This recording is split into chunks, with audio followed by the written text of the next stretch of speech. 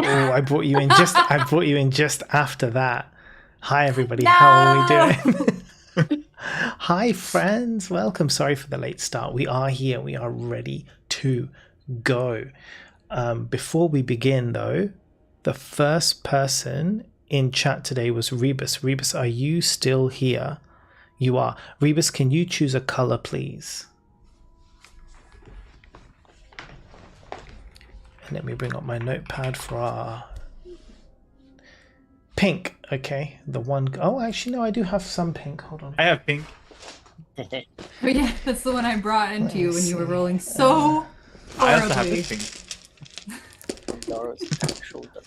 I've got. Okay, so you can choose. Would you like a reddish kind of dice, which is kind of pinky in places, or do you want dice that's got pink flowers inside? That's for Rebus McGee. They chose pink on International Women's Day. Hallelujah. I know, isn't it beautiful? But why is pink for women, huh, Shasta? Huh? Why? Because I'm a woman and it's my favorite color. Fuck off, Mel. Trying to trap the I queen. wanted pink, my pink, you answer. Yeah, I said, but pink flowers? Okay, look, I've got pink flowers. This will do, whichever you want. Okay, it's going to be pink flowers, which is the dice that Shasta bought me. So this is done now. Take a shot at me. That's how we begin. Miss. The first person in chat gets to decide the dice of the day that will kill the players. So you can all thank Rebus McGee if you die today. I'm actually really grateful for those ones. Those are weighted. Yeah, let's go. Weighted in my favor. Okay, so let me bring up the Vagjazzle character facts. And guys, welcome in. This is Vagjazzle. I am Mo, your DM. If you haven't been here before, thanks for joining us. We're playing Dungeon of the Mad Mage. So, Ams was first, not on my list. She wasn't. But we'll see about that. Yes. So we are currently on session 27, but if you haven't been here before, don't worry, because it's just chaos and fun times. So it's not a story to catch up with. You don't have to worry. We're diving through this dungeon, and this group, their job is to go get the crown from the top of the head of the Mad Mage, and that's what they're currently doing. They're in level 3 of this dungeon, wandering around, and we are in the underground city of Skullport. We will get into exactly what's going on after we have an introduction to our players. So I'm going to start off, for some reason this is not in any interesting order, or usually it would be alphabetical, but it's not. So I'm just going to start right below me. So the first person on my list is Mojam. Hello, my name is Mojam. I play Snickle Bristleback, Goblin Ranger who's obsessed with everything green and planting. His fun fact today is that despite his goblin size, he's fairly strong. He has 14 strength. It's not too bad, given he's more dexterous. But like how he maintains and got his strength is sort of a gym forest fitness routine of his. He does things like branch presses, bench pressing. Root resistance training and like log rolling and like balance exercise and vine pulls and all, and everything tree and forest related. That's how he does his strength training. I love it. Nice. He's probably gonna get Thundar to spot for him next time. That's great. Is there any way your volume can be louder, Mo? Just out of interest. Well, this is Zoom. I don't know if there's any. Can I do anything in Zoom? I don't know.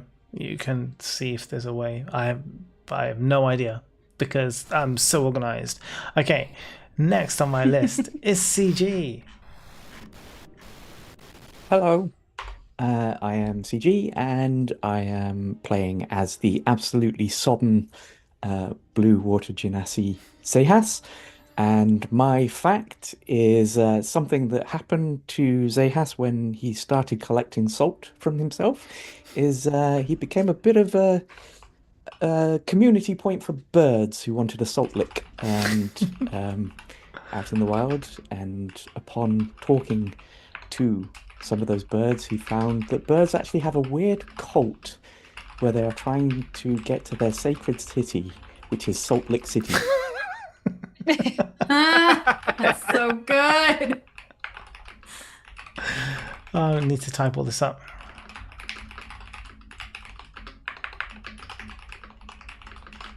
Nice. Oh my god. CG, everything you come up with is just absolute gold. Next on my list, we have Kim. What a follow of CG. Everything you come up with is absolute gold. Kim, Kim, your turn. Yeah, I have faith in you, Kim. Come on, believe in yourself. Well, I'm Kim, and I play Marcella, Changeling Monk. And she looks dark and scary, but she's very happy and personable. And then my fun fact for Marcy is that every year when International Women's Day comes up, she celebrates it by hosting, of course, a party, um, obviously. And everyone would do a story circle and honor the women of like Thundar's tribe and everything and all the ancestors and stuff. And of course, Marcy always has a carefully written out itinerary, but it always goes to crap because then they start like bragging contests of their stories and competitions, and then it always ends in like arm wrestling and stuff. So it's which is like in a way also very women power, but doesn't follow the itinerary.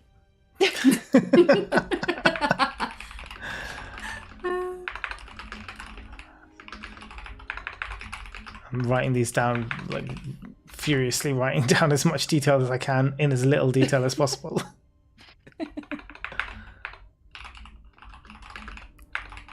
Itinerary. Okay, good.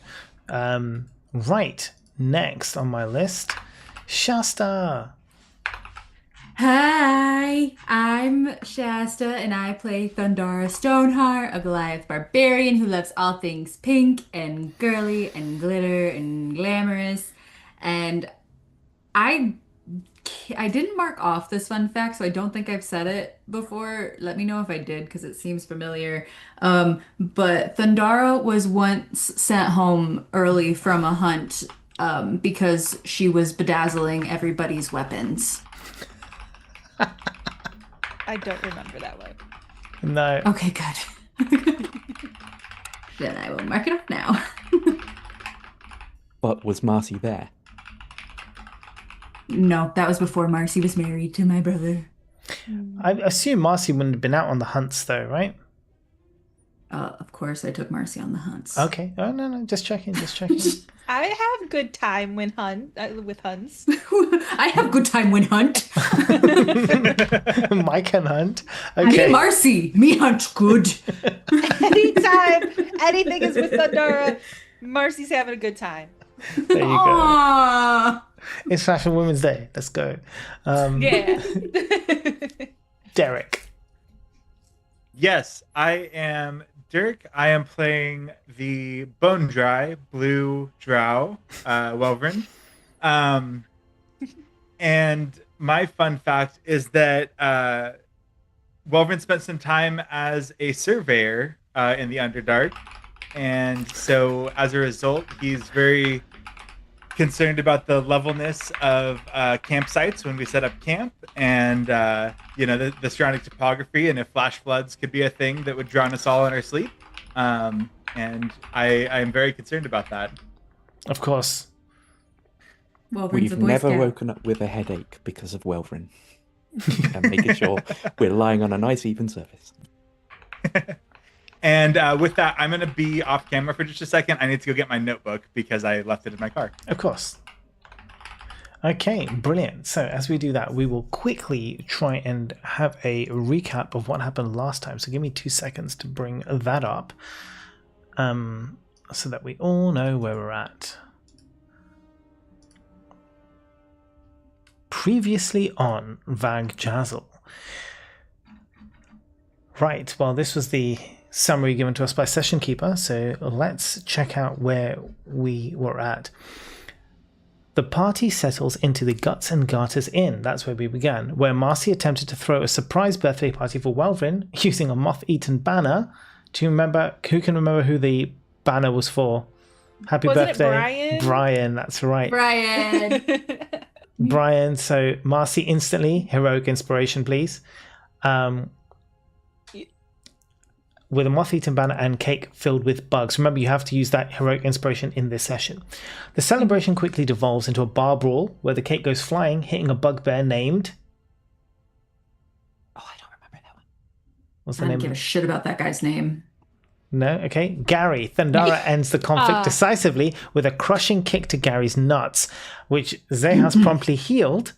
And the bugbears confused and their bugbears confused respect and fear. Gary shares intel about a secret fight club called The Harpers. Give me a second. Bats roost. That's The it. Bats Roost. But you can't Yep. get another heroic inspiration, Marcy, so no. And So she gives it to me because it's National Women's Day. no. And the presence of harpers in Skullport.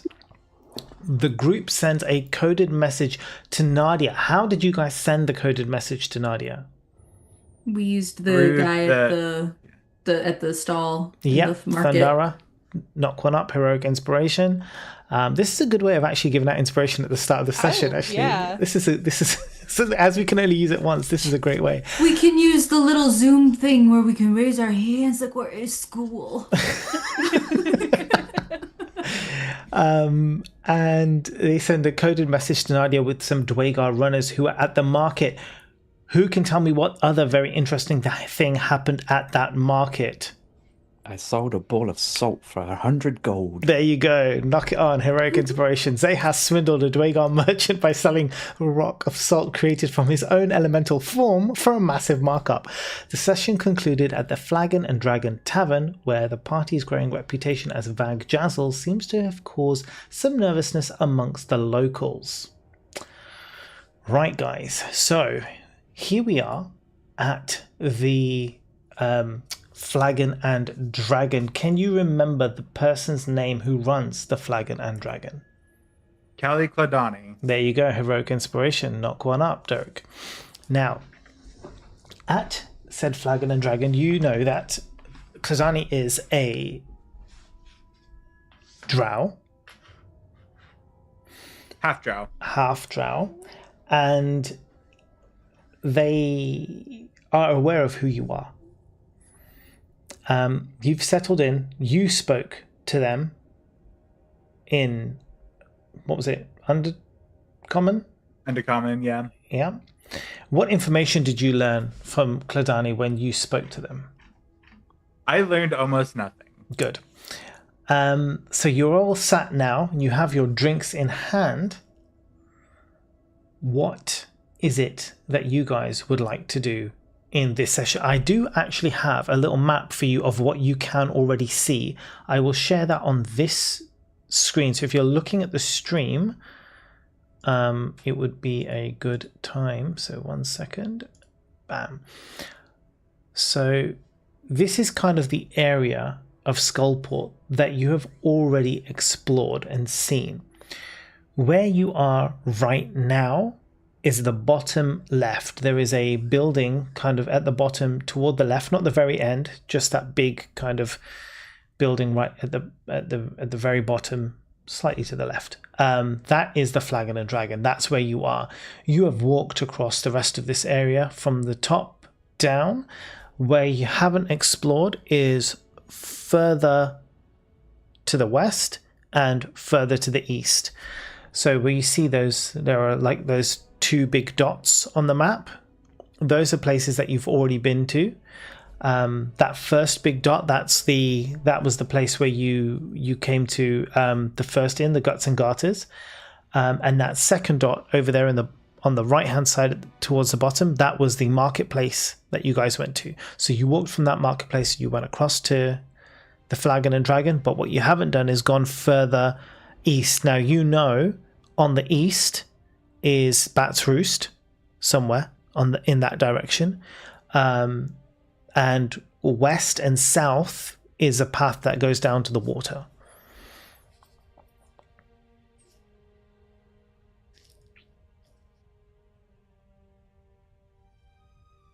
Do we want to make money?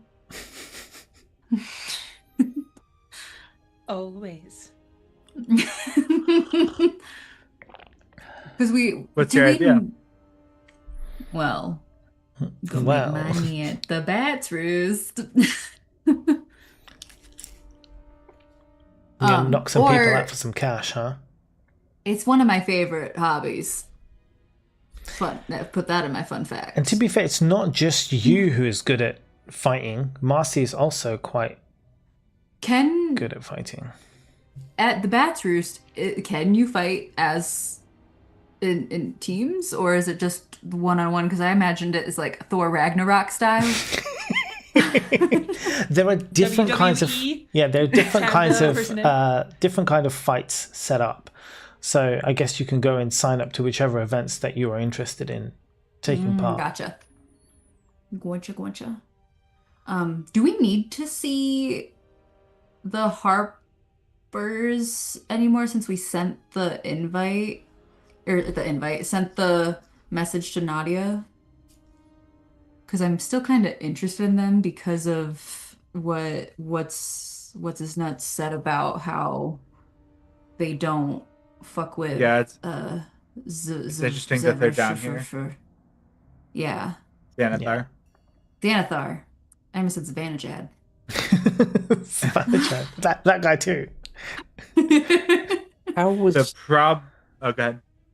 how was the conversation tonally between Welvrin and the half drow person? Was it like there was a rapport based on the conversation, or was it like seething undercurrents of hatred?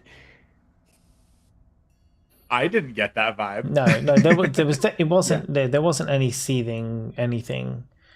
I wouldn't say it was friendly. It was like customer service interaction more than anything. Yeah. Okay. Well, I'd probably turn to you at some point, Welvrin, during our meal and say, I wonder if you could ask the drow person whether they might be somewhere in the city where buying a diamond might be viable. Yeah, absolutely. Thank you. And I'll ask at the next available opportunity if she's making rounds or whatever. Yeah, absolutely. So she comes once again. You get around. You grab her attention. She comes over. You're going to speak to her in Undercommon. You speak Undercommon. To her Yeah. Okay, yeah, absolutely. So yes, she comes over and she's all busy, but it's still obviously you guys are paying, so she's still interested in answering your questions. Yes. Sorry. What can I do for you? Yeah. Do you know if there's somewhere in town that we could buy a diamond? I mean, that's not something you're going to find in the marketplace, really. Is there somewhere that we could come buy a diamond? Can you roll insight for me?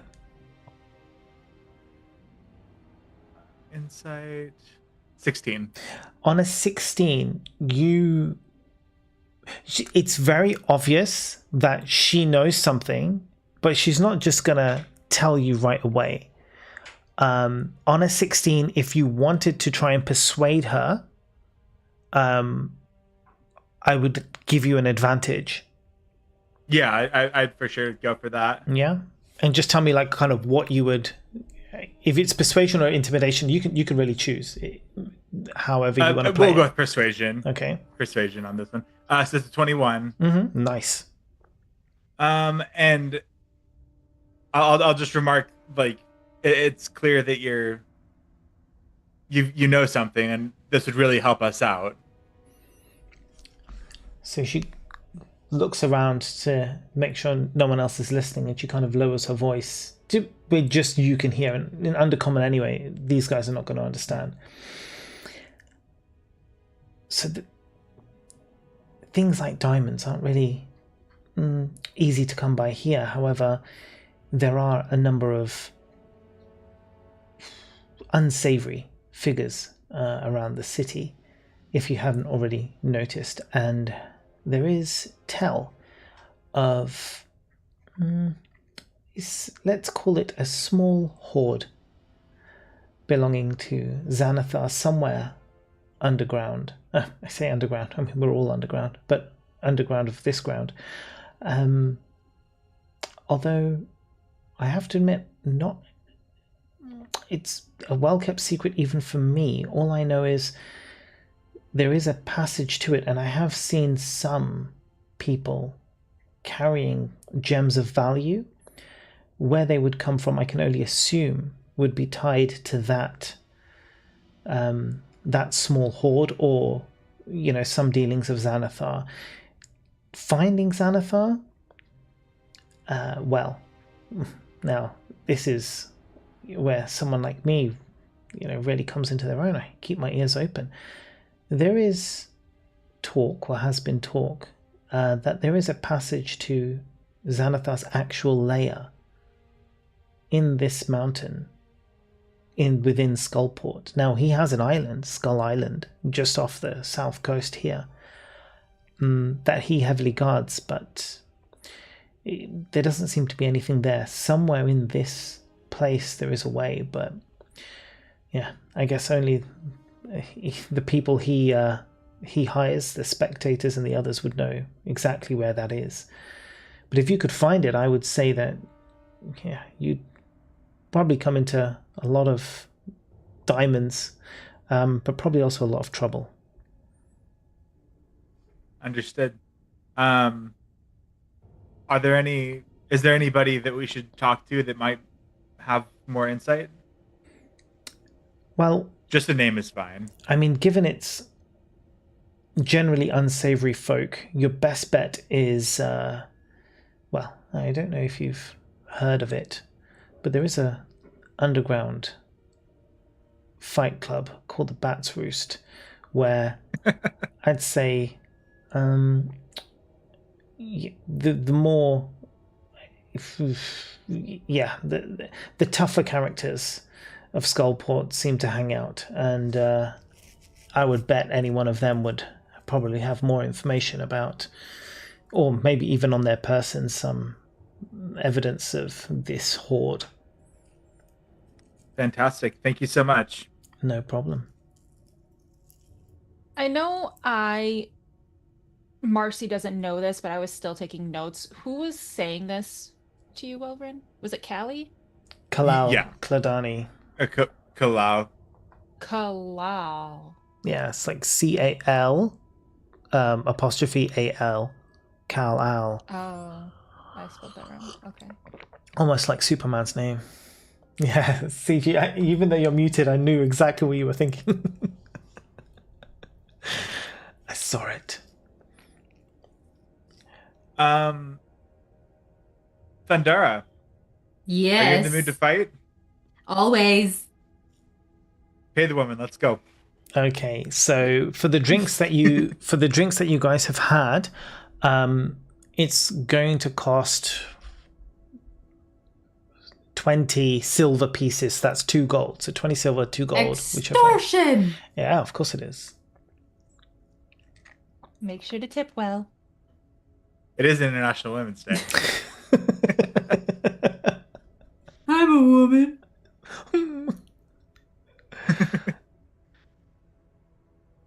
You said 2 gold? Yeah, it'll be 2 gold. We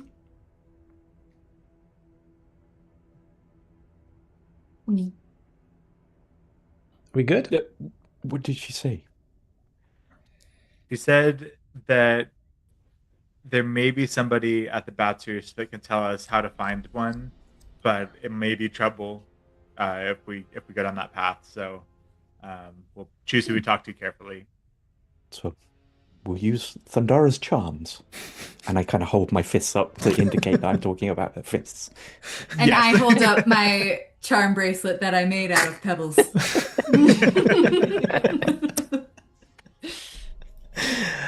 Okay, so is that your plan? You want to go find the Bat's Roost?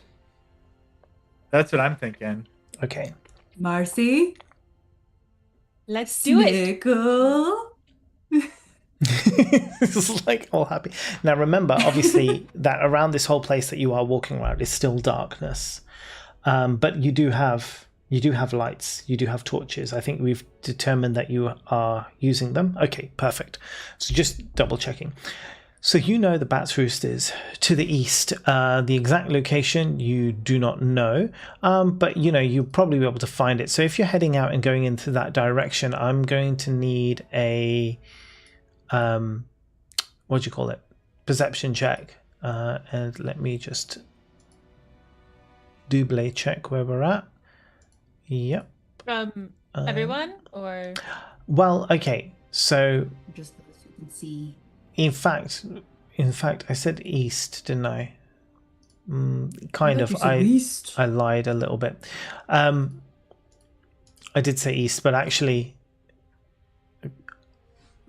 the true location is towards the east, but the east because it's the staircase that will take you upstairs. So, as part of your conversation, Welvrin, the owner will tell you kind of that you have to head east. There's a staircase that will take you to the next level up in this kind of skullport area. And on that floor, you will find the Bat's Roost. All right. And for So we're not- perceptions... Yeah. Was it go on? We're not going back to level 2. We're just... No. So the way the skullport's designed, it's like you go in. It's very. It's like imagine it's like a huge cave, a massive cave with a really really high ceiling, and there are these giant pillars out of the ground, and from these pillars on the ground floor, there's all of these buildings and stuff. But then what they have designed is a kind of staircase that leads up to these wooden platforms that have basically built another level above the ground level above you, but it's all like wooden platforms and it's kind of rickety, but it's all held together quite well. But you can kind of see people move across these platforms, that dust and stuff falls down, and it's not breaking, but it's not. I wouldn't get Thundara jumping on it, basically, if can be avoided. Got it. Millennium Bridge, but the first design. Yeah. Yes. Who did you need perception from? Anyone who is sort of looking for... In fact, all of you can roll perception. Why the hell not? Because we'll see what you see. We'll do it as a group. We'll do it like a group perception check for all of you. 18. Nice. 24. Hell yeah. 23. 30, 20. 30, 20, 20. And my jam is... You've all got really good, so it's not going to make a difference. 23. All the great rolls are out on Gosh, the first look at one. that. Can we please keep these rolls for the rest of the session? No. So, Gosh. Okay. as you are walking around, you do know, so there are a few places that you are aware of. Obviously, you go back past the marketplace, which on that map is... Oh yeah, Rebus, this wasn't even the pink dice, but I haven't even rolled any dice for me yet. These lot are coming in, by the way. Oh, also, by the way, Rebus, as you're here, I'll just take a quick moment to take 1 second. You can do exclamation Rebus in the chat, by the way. Okay, so as you guys walk towards the east, because you know that this is the area of the staircase, and you see the hustle and bustle, as I've explained to you before, there are a lot of places in here where there is like a lot of derelict buildings that don't really have anything, places that kind of have, I guess, broken windows or doors, empty buildings effectively that you can go into. And you can see on this map, if you look in, you can see all these buildings that have doors and openings. A lot of them useless, right? Derelict, don't have anything. However, there are a couple of places that you do see activity in and out. From the very south, which you can't see because Zahas's head is in the way on this map, but the south and the east, where there's one of the large pillars, there is a building that people seem to be going into. That's one place you notice. Nearby there's a staircase that leads upwards to the second level. But the other place where you see some activity as you're walking through these buildings is the north of the map to the east as well. So that very top kind of weird looking Tetris block building. You also see activity in and out of there. So those are two places of interest that if you want to stop into, you can check out what they are. Otherwise, you can take the stairs and head up to the next level.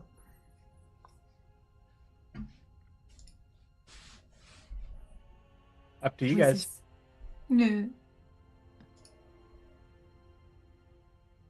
It's all up to you guys. You guys choose. I mean, what do they look like? Anything of interest from the outside? Yeah, so we can take a look and see what's going on. Just give me a second. So towards the south, if you're looking, the shop, it's a shop, and it's called the Sword and Sextant. It's a small shop, but you notice that it is a cartographer's, and there are various maps on the display outside, and the shop is open. So that's sort of, you notice that you do see people, a couple of people maybe coming in and out, but it's basically one place that you notice that isn't derelict, that isn't boarded up, right? That is actually open, and there is a sign, and it's available for business. The other place up at the top is quite a large building, and you can see that there is actually, it's huge, it's really tall, so it kind of spans this floor and goes up into the next level and beyond. The sign outside reads Thaglar's Foundry, and it's quite an ugly building. It's, as it's described, it's not a nice looking building, but it is, I would say, maintained. Right, so it isn't falling apart. It isn't in pieces. Right, it is a well maintained but ugly looking. Imagine like one of those, like the 1970s UK type factory buildings that they were just like, oh, we need to make tons of these, and they all look like absolute shit. But imagine that, but back then. How it looks kind of industrial, functional. Yes, exactly. So Zahas sees the map shop and stops, dead in his tracks for a moment, and turns to Welvrin and goes, "Oh shit, we left Zephyr in the other place." Just now. I thought it was quiet. So like three weeks later, you're like, shit, where's our bird person? I love that. Guys, we left Zephyr in the other place. What's a Zephyr? Exactly, I don't even remember. Whomst? I would like to go into the cartographer shop. So you walk in. Behind the counter in the cartographer's shop, there are two people who are there. One of them's kind of like, I guess, looking through records, books, and other things. The other person is kind of behind the counter waiting for customers. You walk in, and immediately that guy behind the counter is like fully like on your ass. He's like, "Wait, hello, sir. How can I help you?" Of course, welcome to Sword and Sextant. This is the premium cartographers in all of this particular Undermountain. We have, as you can see, plenty of maps available for sale, and we also procure maps too for a good price. So, tell me, what can I do for you?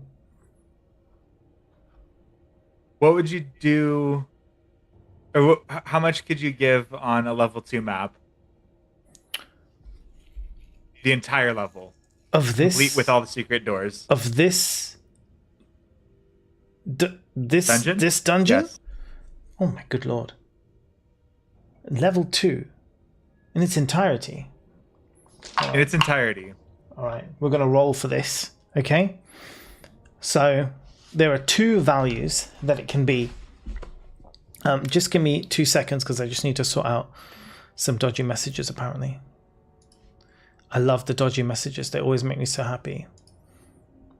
I'm going to imagine that it's kind of set up like a vinyl record store, and I'm just going to perch myself in front of one of the big things and start flicking through. Like, bullshit. Bullshit. Derivative. Derivative? Oh my god.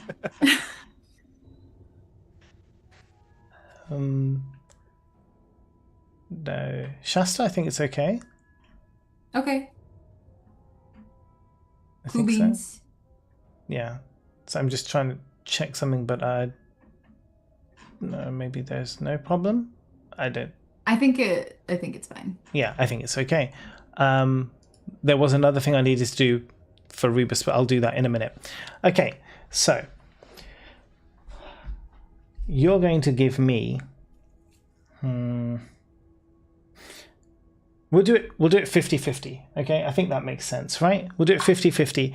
You give me a number between 1 and 20. And Okay. basically, if it's on the upper half of it, you can basically just say, the upper half. Like, do you want 11 to 20 or do you want 1 to 10? We'll take the upper half. Okay. This is D&D. This is D&D, right? So we'll do the upper half. If it's in your favor, if it's in the upper half, you're going to get 500 gold for this map. Okay? If it's not in your favor, you're only going to get 50 gold. Whoa. So, big odds, right? It's going to be crazy. It's either 50 or 500. So let's make it worth something, shall we? I cast guidance on the DM. It's a shame you don't have portents. One day we'll give you portents and then you can use those. Okay, I'm rolling this dice. I should roll it for everyone, but I can't be bothered to put it in the camera. 15. Nice. So they will buy this map off your hands for 500 gold. I'm just gonna do that. I'm not gonna ask anybody. Yeah. We've done level 2. Yeah, it's just like, I don't care. Here, take this map. Yeah. And I'm just seeing the prices on all these maps as I bring them forward one at a time. I'm like, my God, this is extortion. Yeah, so maps. So generally, I know we've had this conversation before. Maps in D&D are very expensive because cartography is a very highly valued skill, and not very many people are cartographers. Not very many people can read and write, generally. But it's neat. I can do What are you cartography, saying? so I would like to buy. I'd like to see how much a cartographer's set of tools is, so I can start making our own maps. Yeah. Okay, that's actually a good point, because they would sell it, but it would be at a higher price than what you would normally get from another shop. So let me just get the. What is this? Cartographer tools? Yeah, cartographer I've tools. already got some. Don't buy any. Oh, do you? Yeah. Snickle's like, I hold could have up. been making maps this whole time. Yeah. I mean, maybe I could have as well. Maybe I do. Tools. Maybe I'll make some maps. Screw you. Maybe I'll make some maps. As long as they're upside down. Yeah, that's true. And you're wearing your amulet. I can't. Yeah. They just get wet. It just wouldn't work. You just need some waterproof. We'll get map. you a Write in the Rain notepad. Yeah, there you go. That hurt my heart. Marcy Aw. has no interest in doing Yeah, Marcy's like, what? The only thing I write are party invitations, and that's it. Okay, so you do notice as you do look through these, that the other maps around this area are very expensive, but you also notice that there are no maps of the dungeon. There are maps of Waterdeep, there are maps of blimmin' Baldur's Gate, right? But there are no maps of this dungeon. These guys are ecstatic, to say the least, to get hold of a map of this thing. So that's why they're paying you 500 gold, because these things are just not available. People just don't have them. So the fact that you have one is just like, I mean, they'll probably sell it for 3 times as much, but that's irrelevant. Yeah. You're getting 500 gold out of this. Yeah, and we need that for a diamond, so. Yeah, so you can add the 500 gold to your inventory. And lose Shasta, them do you want to add it? Do you want it to the parties? Yeah. Okie dokie. Welvin being a team player. Look at this. Love it. That is character development. Yeah. Just for international women's. Yeah, just for today. And it was It is Okay. International again? Women's Day, First press Dark Side of the Moon copy. 500. Did you gold, right? Yeah, Gold, gold, Just 500. want to make sure before I click the button. Don't want I to think fuck you up. said platinum. You're right. That's what I heard. Yeah, of course, yeah. We're also level 10, in case you're wondering. Oh. And that's what my character sheet says. I don't know about yours. Oh, yeah, of course. I'm just going to quickly add something. Give me 2 seconds, but you guys can carry on. Okay, so you've got that. What's the next thing you want to do? I guess we'll get some...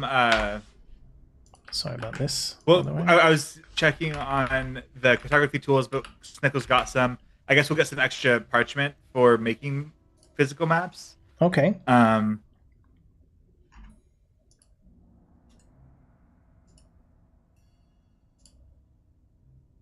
Do they have anything here that could be equivalent to like a glitter gel pen? I mean, they have quills. What if Metal you add plate glitter quill. to the ink? The ink. Enchanted with Yeah, color you could. Oh, I like that idea. That's a really clever idea. Does anybody here actually have color spray? I didn't know that was a thing. It's the most useless spell of all time. Yeah, I think that was an option for one of my cantrips, but I was like, why would I do that? Exactly. Like social This is language. why. You're muted, CG. Still muted.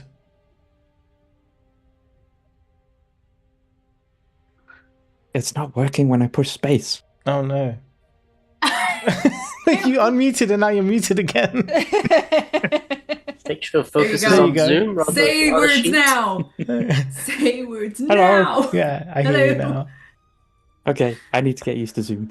Welvin and I will have basic spell components, which will include things like ground up shiny rocks and metal and stuff, so Oh, we yeah. can add stuff to ink to make it shiny.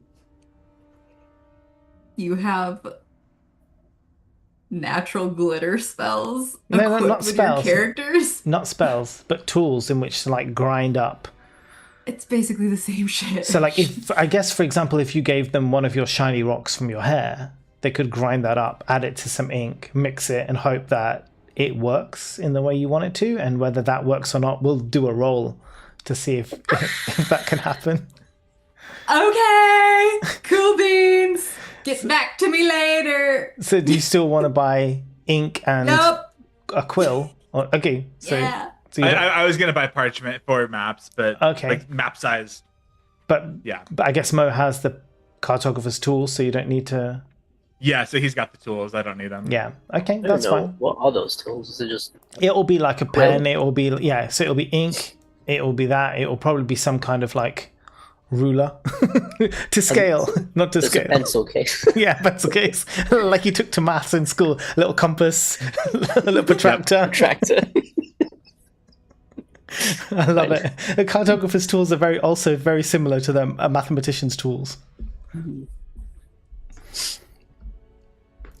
Right, you can borrow mine. cool. And we're gonna have glittery maps now. The whole thing's just gonna be. All the maps are gonna be glittery.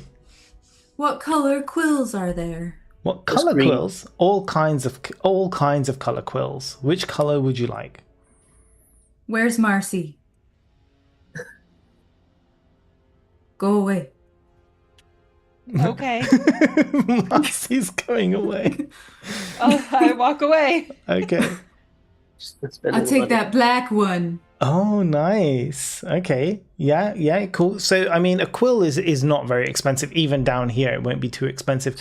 You can pay, I look on here, probably like 2 copper pieces, and that's even at an extortionate rate. So you can I'll pay take 2 the copper. fanciest black one that you have. Whoa. Oh, 5 copper pieces then, thank you. Yeah. Now we're talking. Marcy, you go outside. Yeah, I guess. You go outside. When you go outside, can you roll a perception for me? Yeah.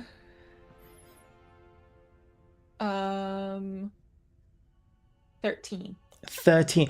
On a 13, you step outside, you waiting for these guys who are inside to finish off their shopping. You hear a cry from further up the street. You can't see him, you got your torch, but you hear this kind of cry. Can you do me a favor and you hear it? Can you roll an insight for me? Just to insight or investigation, whichever one you prefer. Insight. I have +5 to that one. That's 14. The cry sounds like a cry of help. And it sounds urgent. I don't want to go anywhere that they don't know where I'm going to go. So I'm at least going to just open the door. I'll cover my eyes and just be like, hey, I'm here to cry for help. I'm going to walk down this way. And I'm going to go down that way. Okay. Just so that way they know where I'm going. Yeah. That's at fine. least. I'm going to turn to Zahas. Yeah, go on. Oh. I was going to turn to Zahas and say, it's a city. You're going to hear cries for help. So as you walk I want down, to rush the purchase and go with her. no, that's all right, man. You can do your purchase. No, you're trying to separate her from me. Yeah, I'm not part of this purchase, so I probably would. Yeah, you can follow behind. So as you walk down, the streets, you see at the market stall that the Dwagars run, there is a altercation that is taking place. A large bugbear has a small goblin by the arm, twisting the arm, kind of holding them back. The goblin, she cries out like, let me go, what the hell are you doing? I didn't do anything wrong. It's like, no, you absolutely tried to steal this. And he's pointing at like the rotten fish that's like on the stall.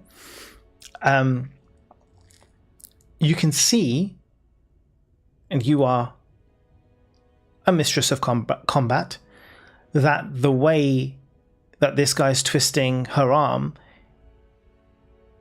it's like he could break it very, very easily.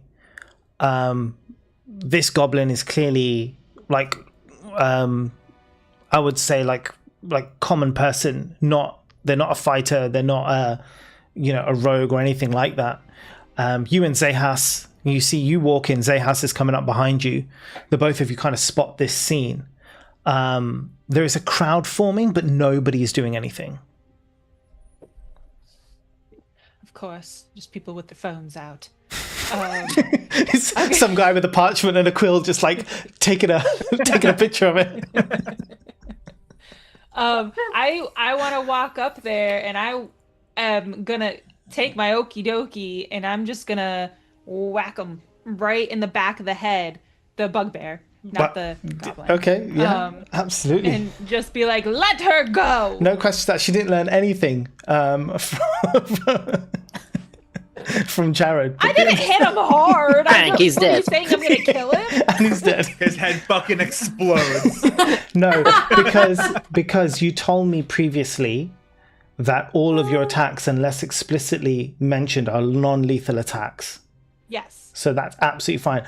Do you want to roll an attack for me on this? Firstly, yes. Firstly, I just want to know if he sees you coming. So you're not being stealthy, but I'm just going to have his passive perception. Let me just check his passive perception to see kind of where it's at. Dara, just pick the green one and let's go. 22. It can't be green. It has to be black with a slight rainbow tint when you hold it up to the light.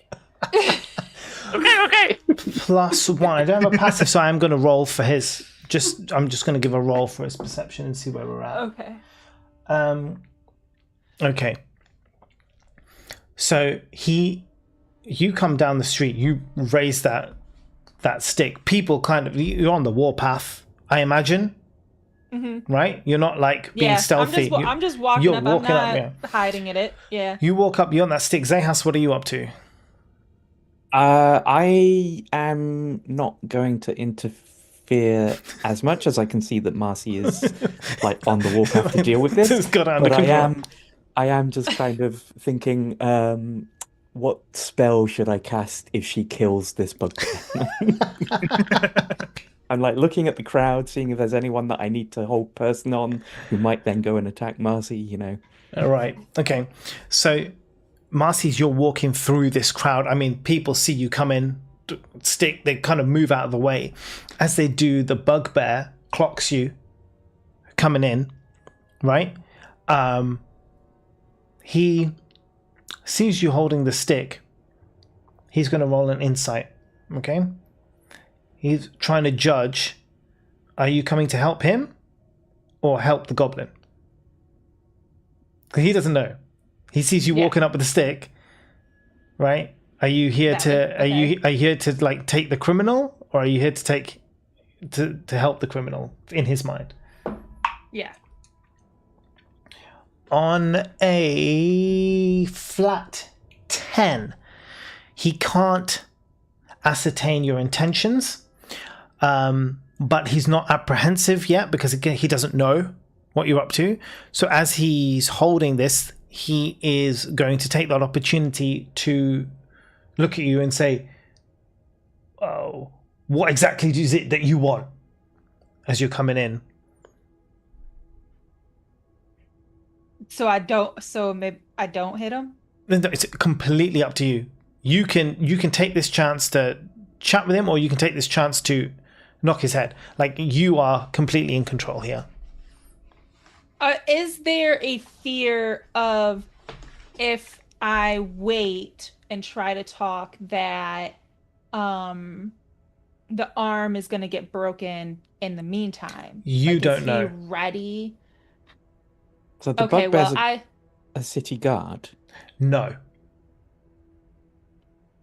Regular Joe. Right. So the goblin is market person? presumably a criminal based on what you were saying. Do we know that? All you know is what you've We heard. don't The know. cry for help. This bugbear is claiming that this goblin has stolen something. Whether the bugbear runs a stall in this market square, you don't know. They're not dressed as a guard. Right. So we need to give them our discussion about societal problems that lead to theft. Not to be metagamey here, but we've all seen Aladdin.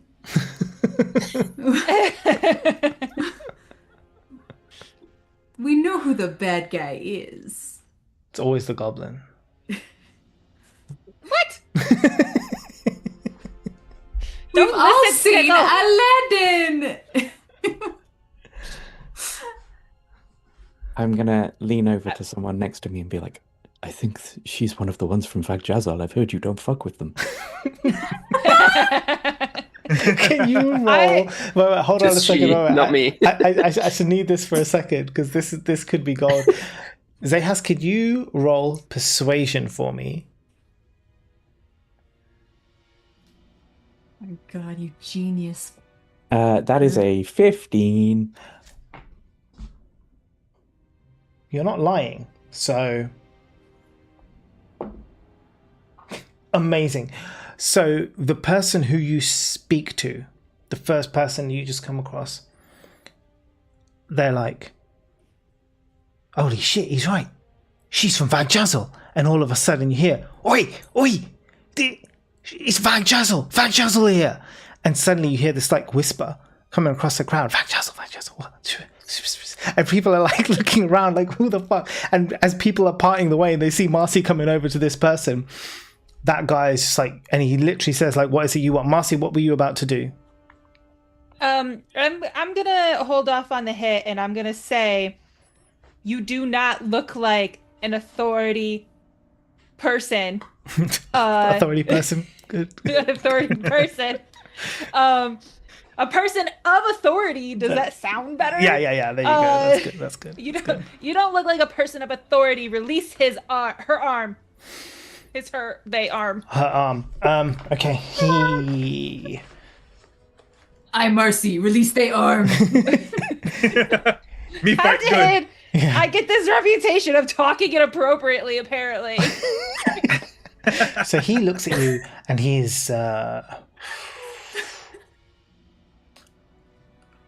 you can see there's like fury in his eyes. Like, who the fuck are you to tell me what to do? Yeah? Like, who the hell are you, stranger, coming in here telling me what to do? And as you speak, you see he tightens the grasp on her arm even more, and you hear like, not breaking, but you hear the kind of like crack, right? And it's like a little pop, but it's not broken, but you can see it's like really, really like on the edge. Okay, he's testing me. He's testing me. He is absolutely testing you. I hit him. Okay. So when you do this, you rolled attack, didn't you? Do you want to roll? I did. Yeah? I got a 22. Okay, that's fine. We'll keep that attack because that's the attack that you wanted to do at the beginning. The 22 does hit. Can you roll the damage for me?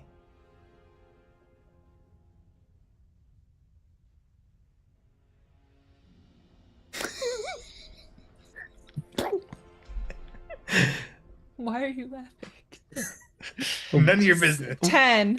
10 damage. Okay, so you go, and whereabouts on his head are you hitting him?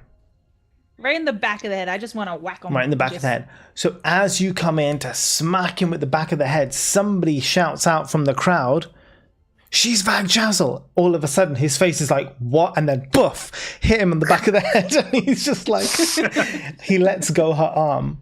He's still standing. And you can see there's like, I mean, he's, trauma. He's banged in the back of the head. You can see the blood is dripping down. He turns to you and he was going to fight, but then someone's just like, let it go. She's Vagjazzle. She'll crush you. And he's just like, but then other people are literally like coming in between and like pushing him back, being like, no, you won't survive this, buddy. Just step back. That's what I thought. Step away. And you see like a couple of other people, maybe friends of his, kind of pulling him back, but he clocks your face as he walks away. He kind of looks back and he looks at you, and you can see he's kind of like, next time. The goblin, He likes however, you. yeah, he loves you. Maybe we'll see each other in Bats Roost.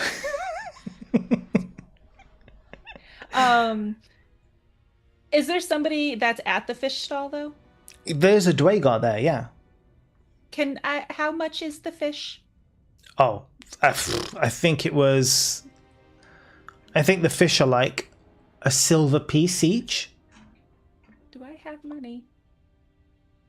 Yeah, Where do I... You could take it from the communal pot. I'm sure it would work. you have I don't money. know. I mean, Shesta's not here, so I didn't know if like that'd be not. Do I have to be there, or am I just like I thought I was just like me, Shasta, controlling the funds that all of us know about and have access to. Find my Yeah, You're carrying it because it's heavy. Yeah, I think the whole idea is that you're Oh. carrying all this money in your purse of holding.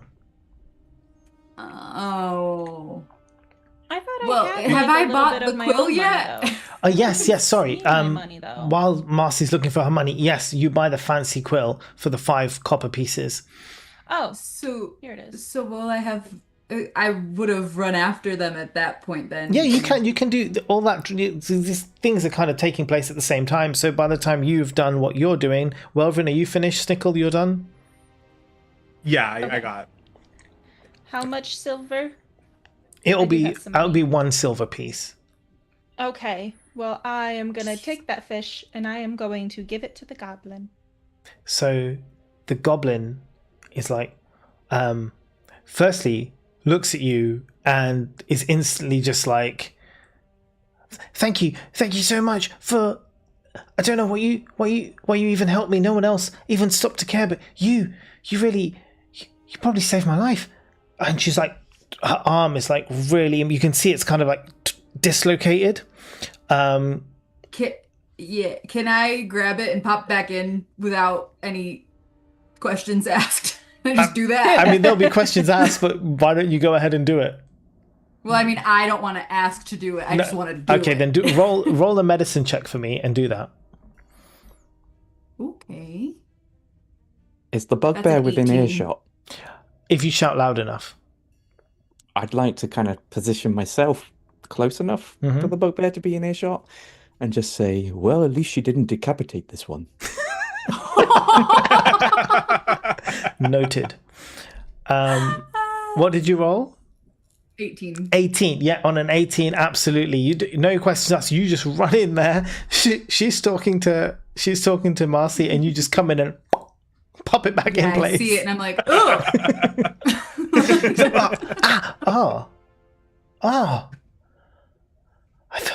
I've heard of you. You're Vagjazzle, ain't you? It's like looking at you. Thundara gives it away. It's like, thank you so much for helping me out. Oh, I don't know what I would have done if you didn't come along. Well, Why was he doing that to you? I've never seen him in my life. I've absolutely no idea. My only guess is he probably wanted to rob me or something. Perception! You, as in insight, you want to see if she's lying? Yeah. Yeah, insight. You can go and roll insight. Can I do the same? Yeah, absolutely. 2 of you, that's fine.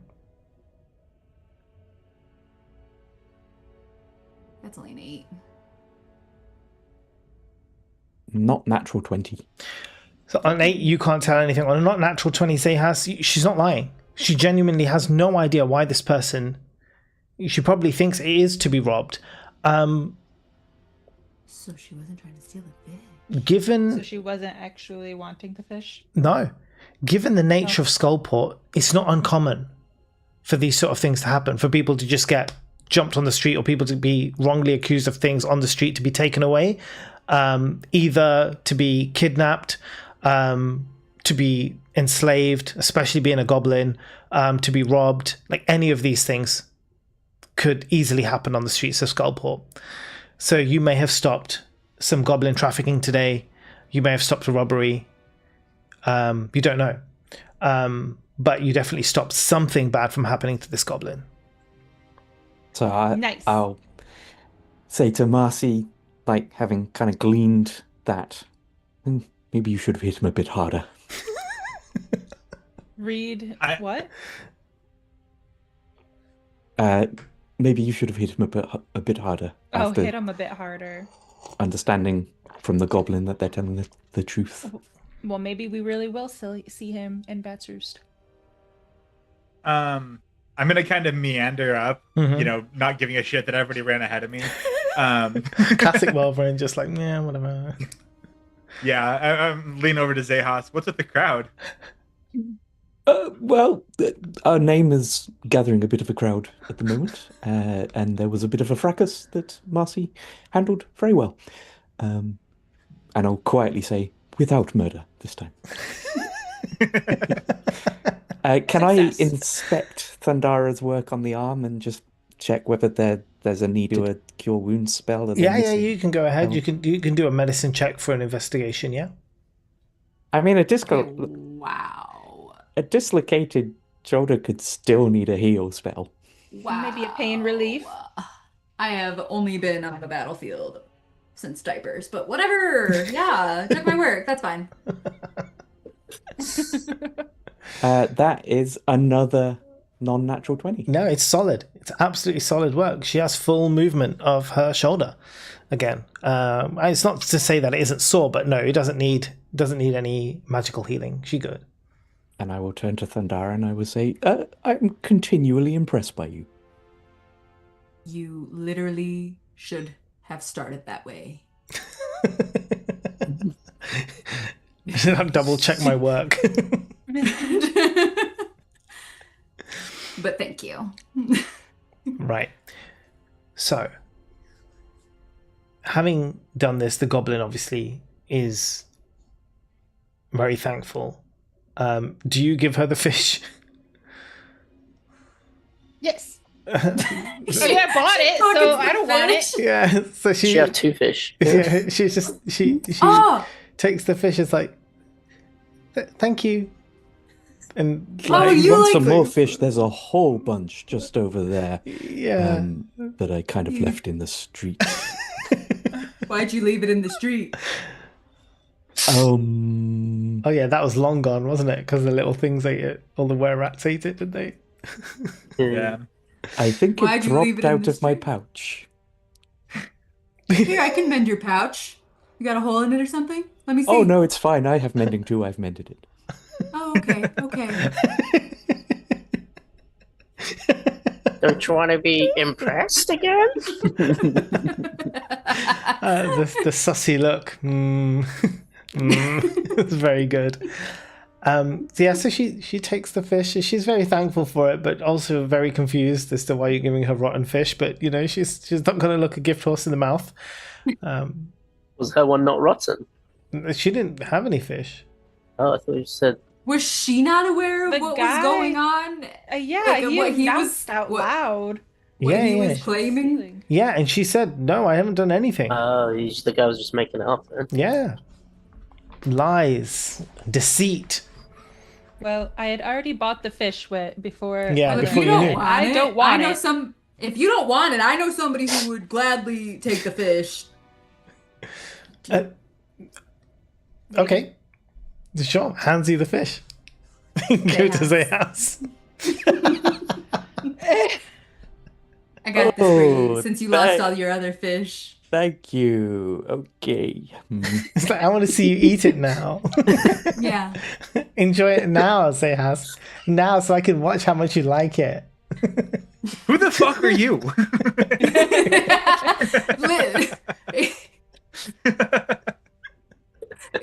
He knows though, because that's literally what I was going Yeah, see, I to can read. I can read say. Thandara's mind. I will cast. Oh, you got mute. You're muted again. Oh, how I convenient! know why Oh, it is. It's because I just- started scrolling my spells. I will cast resistance on myself for poison, Nice. and I will see if I can find the bit that looks the least rotten on the fish, and just take the most dainty nibble. Yeah. Like SpongeBob taking a bite of Squidward little on the rip of patty. the patty. We all have And the same image. As soon as he does, I go, "Oh, that's fucking gross! I can't believe you did that."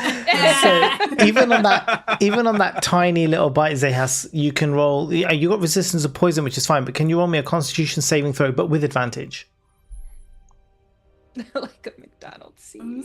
And this message is too good to ignore. It's so good. I can't. She's a funny girl. That is, I love with her. advantage, a 17. A 17. You do avoid throwing up. It's not so much the tiny bite; it's the fact of the smell right close to your face. That is quite like. Also, yeah, it's disgusting. I just go, Yeah. delicious. And then in I take comes the fish and I Thundara. throw it away. Oh, thank you. Vagjazzle, everybody. We'll be here all year. God, we probably will. I tell the poor goblin in goblin language, yeah. I apologize for this. You need not stay here if you don't want. But- so she, Ignore the dramatics. she thanks you and kind of like hurries on her way, but looking cautiously around to hopefully that doesn't run into that same bugbear again. Right, you have bought the things that you needed to buy. You've saved someone's life potentially. Where are you headed now? I want to go to Thaglar's Foundry. Okay, Or absolutely. Yeah. There's Yeah. no reason why not. Okay, so the foundry up on the top right, you can see that it is a. I guess you enter it, right? Because you're not going to sell anything from the outside, you already know. But it is a Dwagar run smithy of sorts. There are, as you walk in, you can actually see there are a number of Dwagar who are busy working on fashioning armor weapons, various tools. So not just weapons, but also things like pickaxes, shovels, like all that kind of stuff. There is one who kind of seems to be in charge. That's you, because you walk in, it's quite open, and it's all working. Like everybody's working and doing things. There's like half a dozen Dwagar on this floor, kind of just busying themselves doing stuff. And there is a rather important looking, shall we say, Dwagar kind of front and center, who is kind of ensuring that everybody is kind of working up to speed. And, he'll shout occasionally if there's, someone is slacking or whatever. He seems to be quite a hard taskmaster. So what do you do?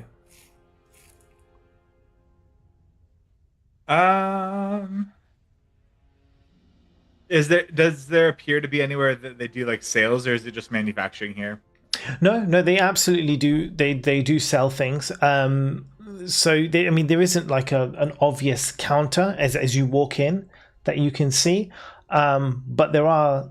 If you look around, you will see that there are racks of various tools and weapons, but also, I guess maybe like price lists. I guess that's probably the best way to explain it. Price lists on the wall of things that are available to purchase. So the things that you'll be able to purchase from this place would be non-magical armor, weapons, and tools. But the cost of items that are manufactured here are, so whatever the price is in the player's handbook, and that you'll see in the normal sort of like D&D 5e realm of pricing, but it's 5 times more expensive. I'm gonna walk back out. Nope. Look at the price list and walk straight back out. It's like me when I go to a French restaurant. I'm like, yeah, no, but would you like a table, sir? Absolutely fucking not. I do not walk out. You're in for the money, Thundara. Okay, what do you want? I want to peruse. Okay, a little. Absolutely. What are you? Are you perusing for anything in particular? Not really. I want to find whoever looks to be available to assist me. Okay. And I want to say, what do you recommend? So at this point, for someone of my stature. So the chief, what I say, the head taskmaster, the Greg Davis of the group, he turns around. And I knew you'd smile at that one. We're at season 10! Yeah! Does he have a little goblin assistant who's holding a horn? Oh my god, please! Shall we make him have a little goblin assistant that's holding a horn? Okay, let's do it. Let's make that happen. It's Little Goblin Horn! And that's what he calls him. It's like, and the goblin's like, like, that's not even my name. It doesn't matter. My name's Greg. No, your name is Goblin Horn, and that's your name. And he just walks around with a parchment, and he's taking notes and absolutely everything. He notices you first, and then kind of tugs on the armor of the Dwagar chief, who turns around. And he kind of turns around and he's like bumps straight into your leg and looks up and he sees this huge Goliath standing in front of him. And he doesn't seem phased, even though you are like 3 times his height.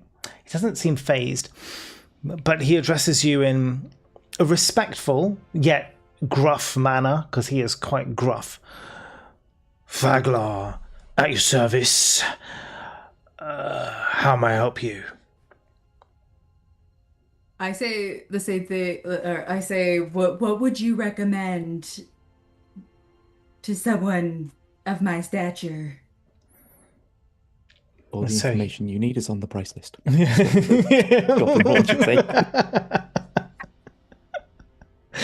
So obviously he noticed that you already have a battle axe. I also have my great sword. And a great sword.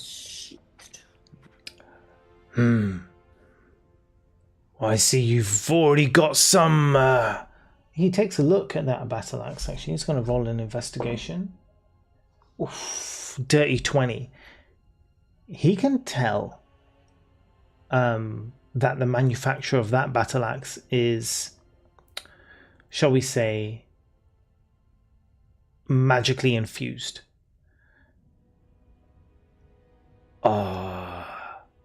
I hate to admit it, but I haven't got anything that's going to beat that. As he looks at that battle axe. That makes me feel happy. What about a trade-in for my greatsword? Well, that isn't as impressive. And he's right, it isn't. The greatsword is a standard greatsword. The ones that these guys make, although same in stats, just look better. That's what I'm in the market for, friend. Yeah. We could do a trade-in, but you wouldn't be looking at getting much off. Even though it was forged from the metals from the Icewind Peak Mountains, or whatever the fuck that place that I'm from is called. Yeah. From the hands of my tribe. Exclusively made only for those in my tribe. Be that as it may, it still looks like shit. And he's not wrong, it does. Yeah, it's got some like nicks in it, some notches. You know, it doesn't look great. And I mean, these Dwagars, they're dwarven, right? Evil, but dwarven, and they have exceptional skill. And so even just looking at the blades that they have and the greatswords they have, far nicer design, more beautiful to look upon. Again, like I say, stats are all the same, but from an aesthetic perspective, they are much, much nicer. Now, Marcy's in. Obviously, you can see that the sword is used, but it was used by Vagjazzle. What if it's signed by all the party members? How are you going to sign it? Just out of interest. Didn't we just get acrylic ink? Yeah, but it's a You metal should know sword. that. You're going to have to like Just etch it the leather. in. Yeah. The leather. On the leather. There you go. Okay, so you can roll With our blood. You can roll persuasion with advantage for this, Marcy. Me? Yeah, you're the one speaking. You're the one Yeah. rolling. I'm doing it for Thundara. She wants it. All right. Oh, the first roll was a 5. Yeah, that one. Oh, the second one was an 18 Ooh. plus whatever. Persuasion. Plus 4, so 22. Damn. Charisma. At this point, little goblin horn kind of pulls on the Dwagar. He leans forward and they kind of whisper to each other. Vagjazzle. And so he sees his eyes kind of like look up and he's just like, right, well, that's going to change things slightly, isn't it? Let's just see. Signed by, and it looks like all of you in this shop, by the way, or all of you in this foundry. Except for Welvern. Except for Welvern.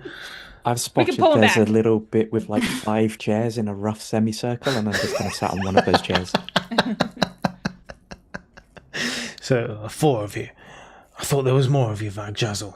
I yell very loudly, "Oh my god, they've got chocolate chip cookies!" Kick in the door. Welvern comes running back in.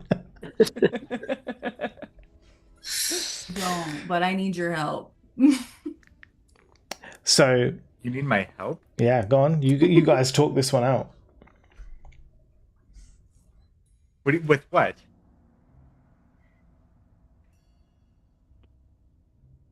So how Being much? muted? Can't Can't even hear think you. of words. I couldn't. Oh, Nothing yeah. was coming out.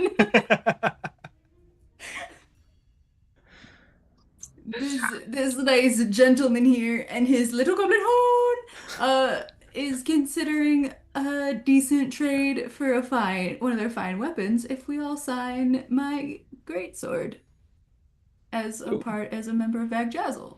What does this sign mean? I truly Knowing- don't know a medieval word. Knowing sign language, I'm gonna say like this in sign language. Are you okay? Are you having some sort of seizure? I can help. Put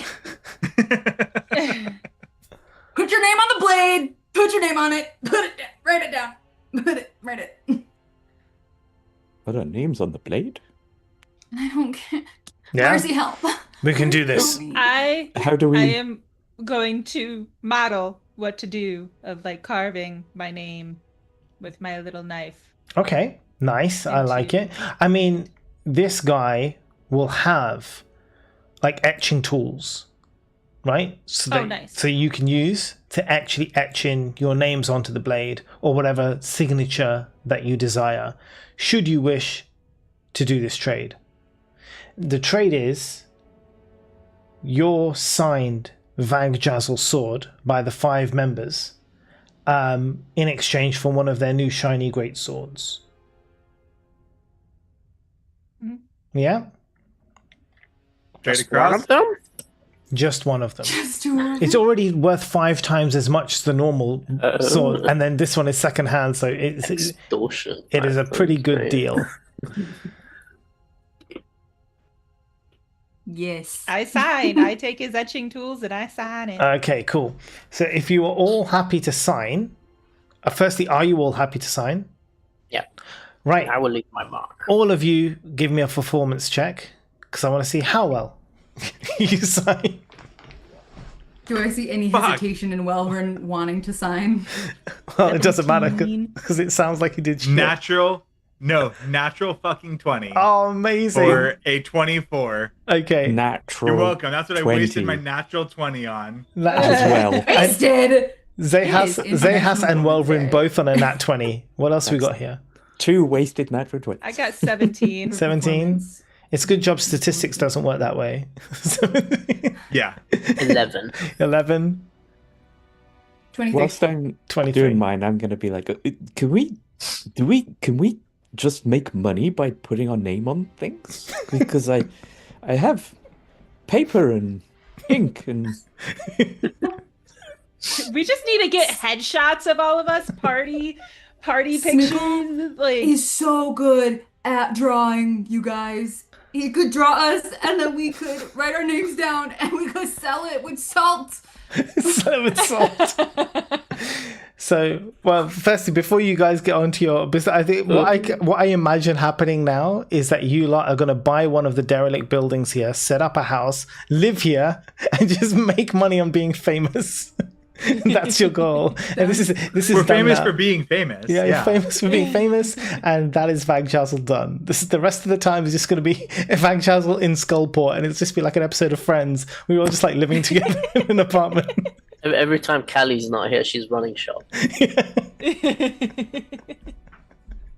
Okay, perfect. so Home base. the way the signing goes, Snickle, it's a very standard, basic. Leaf. I'm drawing a leaf. Just about, it's recognizable as a leaf. I think everybody else rolled over 20. I got a 17. A 17. So Marcy, yours is absolutely fine. Marcella, written very legibly, great.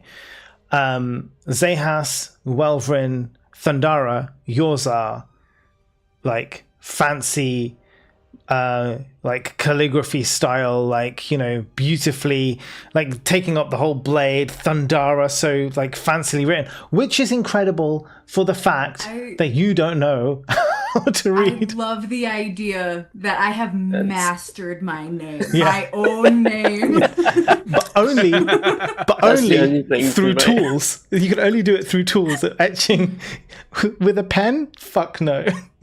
Giving you something sharp in your hand, you're like, yes! I will Yo. scratch, The Zayas- scratch my name into this. The Zayas word even has like a calligraphy mustache on it as well. It has a little mustache on it. Beautiful. Oh my I need god. Anna to make fan art of this blade. Oh my god, yes. We'll tell Anna when she watches this.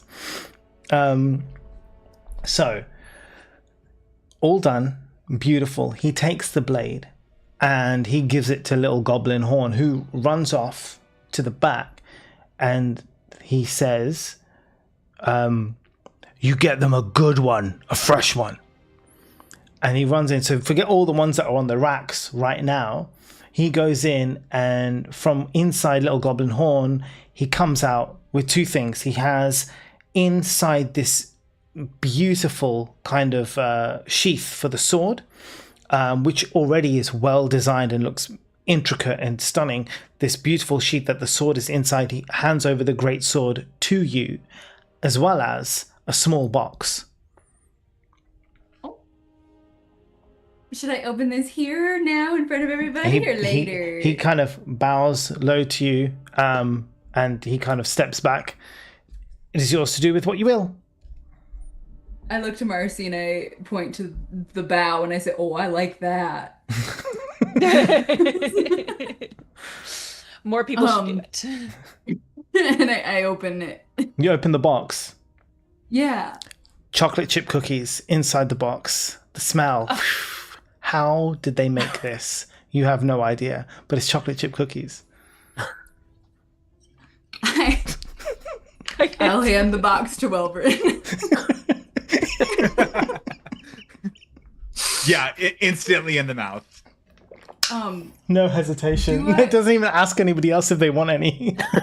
So they can make good food here. They just choose not to. Yeah, wait, what? Wait, yeah, what? Little Goblin Horn is quite an expert of many things. Now, I don't condone slavery. Let that be But clear. How much for the goblin? I'm going to grab Thundarin with all my might, try walking her out the door. I have another question for the man. He laughs. He's this big hearty laugh. Goblin. No. Understood. You did a joke. I've got my own. No, I don't say that. Another one, Thundara? Am I not good enough? Wow.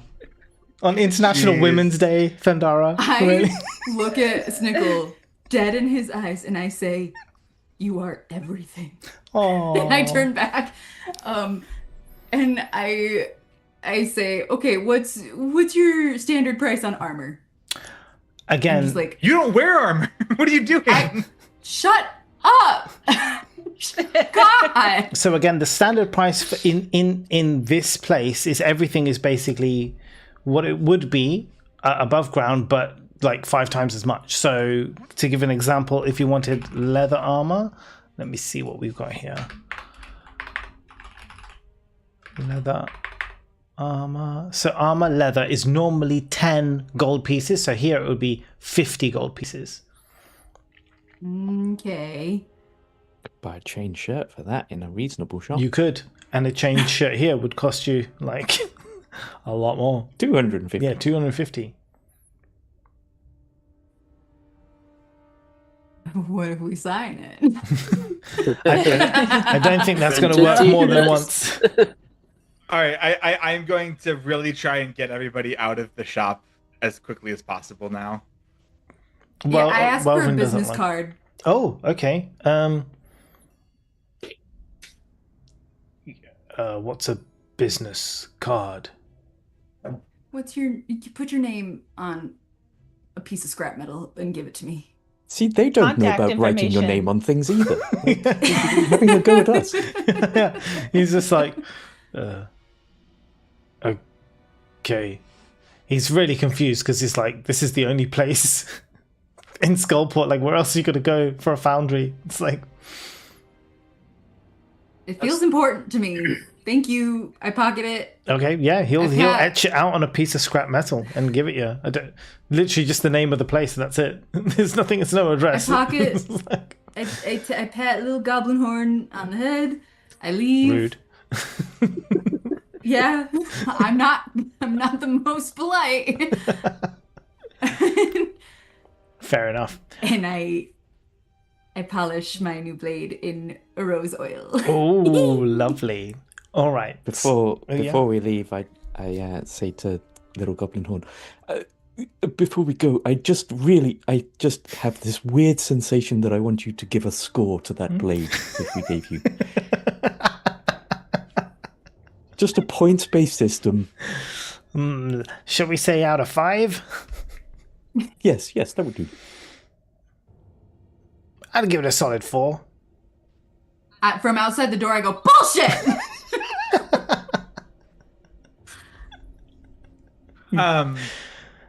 We should definitely have a Taskmaster episode of Vagjazzle. Like, I would 100% write that out. That'd be so fun. It would.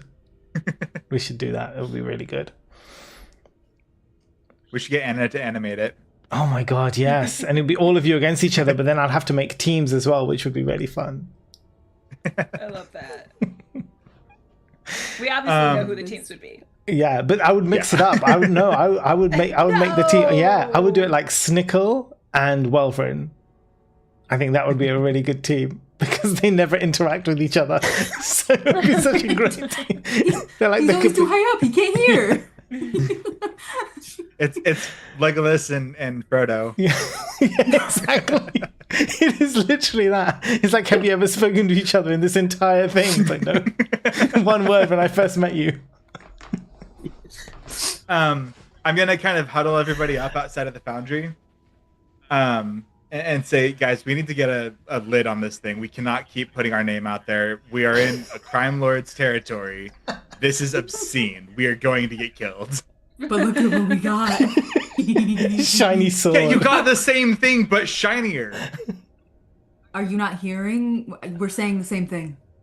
I have to agree with Thundara. It does seem to be working for us. You got cookies. It's gonna work.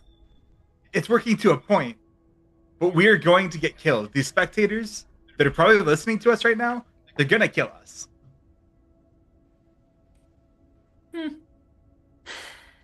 Buzzkill. Let's go smash some heads. All right. So before we go smash some head, let's take a quick few minutes break, and then return here very shortly. All right. Right. I will stay here, but if anybody else needs to go, you can go, and I will just chat shit while I'm here. While we're on a break and waiting, Rebus, are you still around? I'll run an ad as well for Twitch.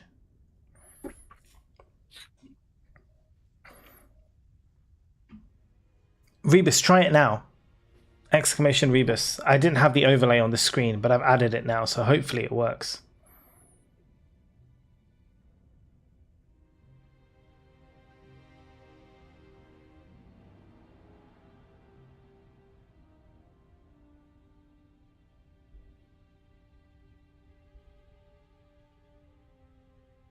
It did work.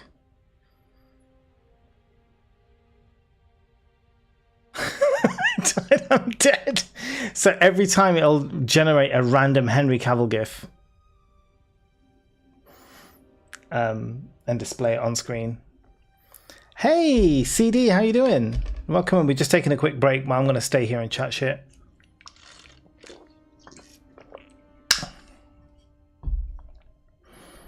My gods. The fact that there's more than one is amazing. Oh, yeah, absolutely. I don't care. You can spam it. It's just a GIF. You can do it as many times as you want. There you go. I love it so much. It makes me so happy. It's such a good one.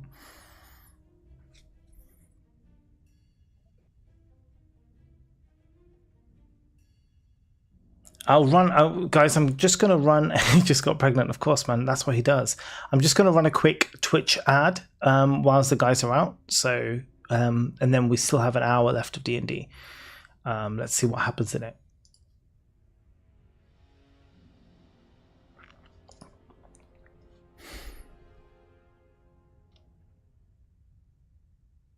So this is an exciting week of streams. So for the YouTube people and the and the subbed people, we've got a Thursday stream, which is a standard Thursday stream, and Friday, although not stream, we will be playing D&D with certain members of the community.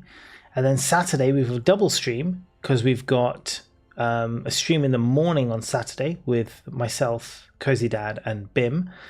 And we're going to be playing Stardew Archipelago modded. And then in the evening, I'll be doing a DJ stream. So it's going to be old school hits.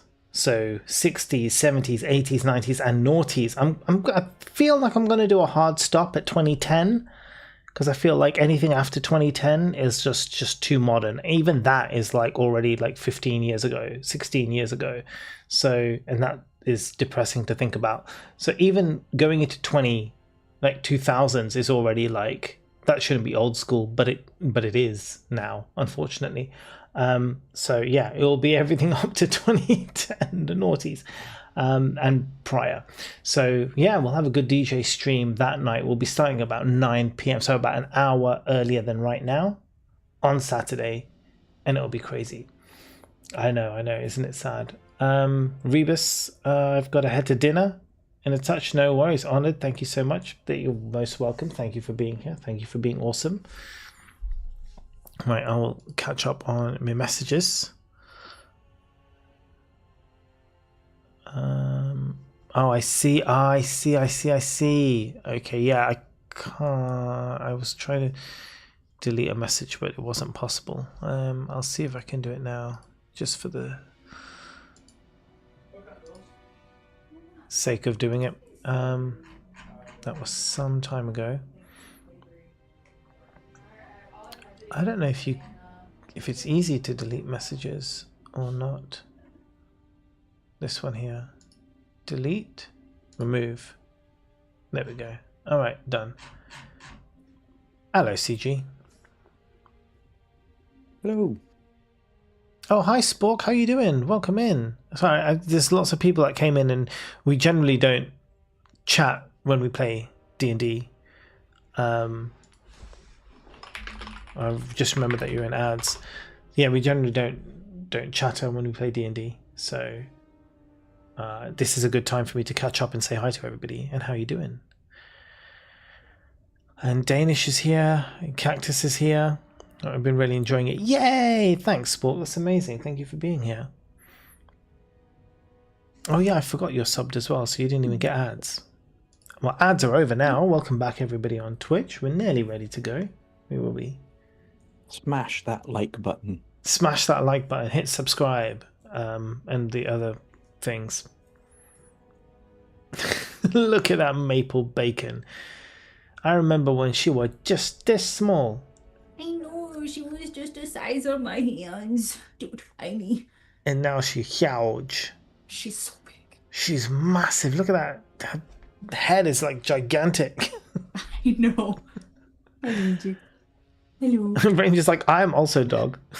You are also a dog. That's true. I like that dramatic zoom in there, Derek. That was brilliant. As you were eating, the dramatic zoom in. It's like, it's like a meme. I don't know why I did that either. It's so good.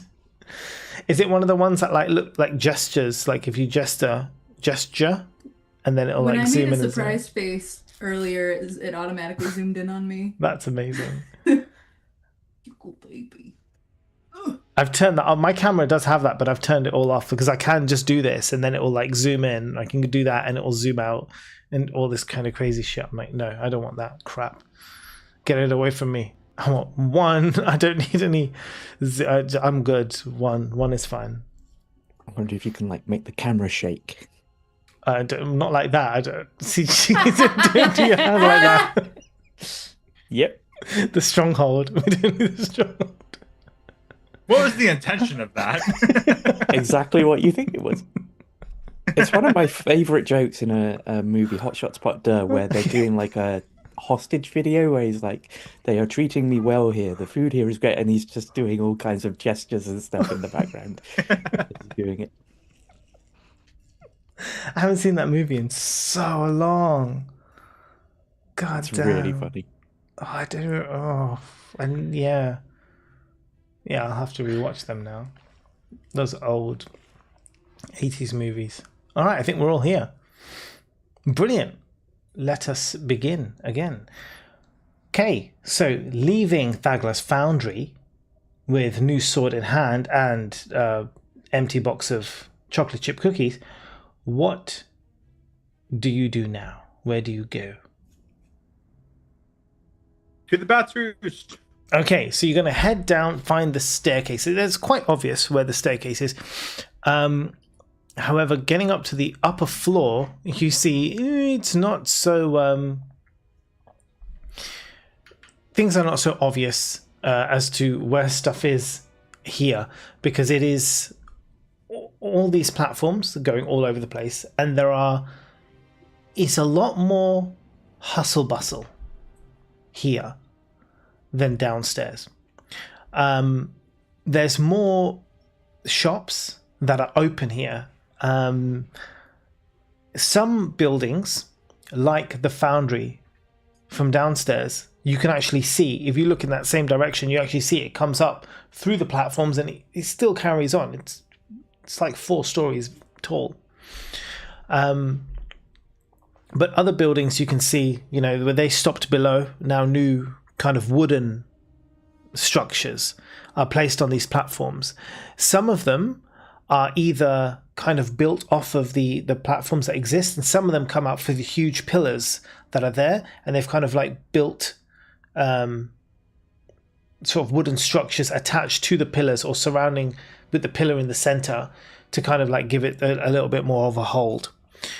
So you come out, and the first thing that you see in this particular view is there is a huge mansion. I guess is the only way I can describe it. It's an abode, but it's a large abode that is right in front of you, and it isn't this map. So I can turn this map off now because this is a new map that you're seeing. Where was it? There. So as you kind of look at this large building, it's described in the text as a fortress, and I guess that is probably the best description. It's large, but you can see it's well guarded and also well maintained. There are no broken windows or broken doors in this place. There is a guard constantly around the front, and the building spans several stories high, even from this end. So it's basically built into one of the large pillars, and it kind of spans upwards from there. There are obviously people in front of it. There are guards standing at the front. Is a dragonborn. Now, does somebody... I mean, you can roll perception for me if you want. I guess you've come up to this level. You can roll perception. I can tell you if you see anything more or anything that you might discern from what you see. To test our DM, what symbol is above the door? Ooh. This... Heroic inspiration on the table. What symbol is above the door? Well, there won't be heroic inspiration. You already have heroic inspiration. Oh, I meant for you. Oh, okay, yeah. That's true. Yeah. Ammunition. Roll me the perception, and I'll tell you what you see. Dirty 20 for me. Okay. Just 11. 15. 18. A 17. Okay. 17, 18. The guard standing outside the door is a dragonborn, and their scales are copper colored.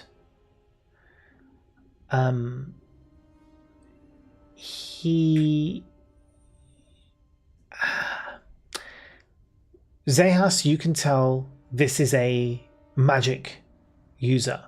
They have a staff, and they have cast a spell on the staff which illuminates the area around them.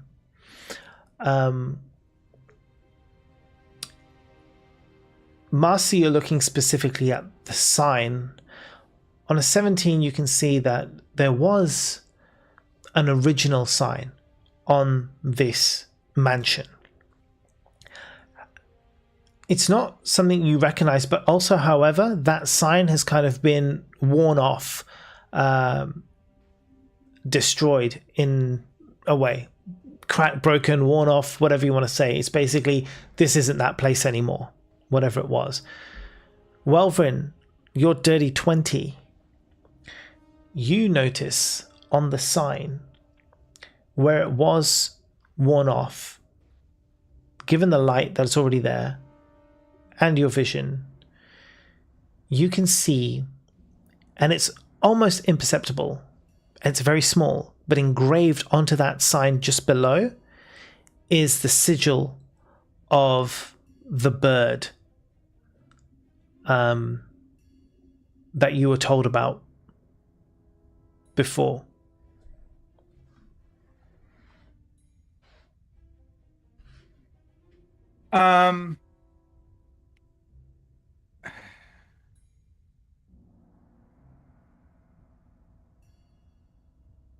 Okay, I can speak Draconic. So we can go have some kind of instant report with this guy. I don't know if he's gonna take to it, but would any of us know anything about particular chromatic heritage? What a copper dragonborn means? I'm just trying to think. Marcy, no. Thundara, no. Snickle, no. It's difficult to say because none of you are either sorcerers or you don't come from dragon backgrounds. Welvrin spent all of his time underground, and Zehas, you spent your time in the water. So I would say no. Obviously, you know about dragonborns and you know about dragons, but you don't know any of the specifics. You know some are good and some are evil, but you wouldn't really understand, who's who and what's what.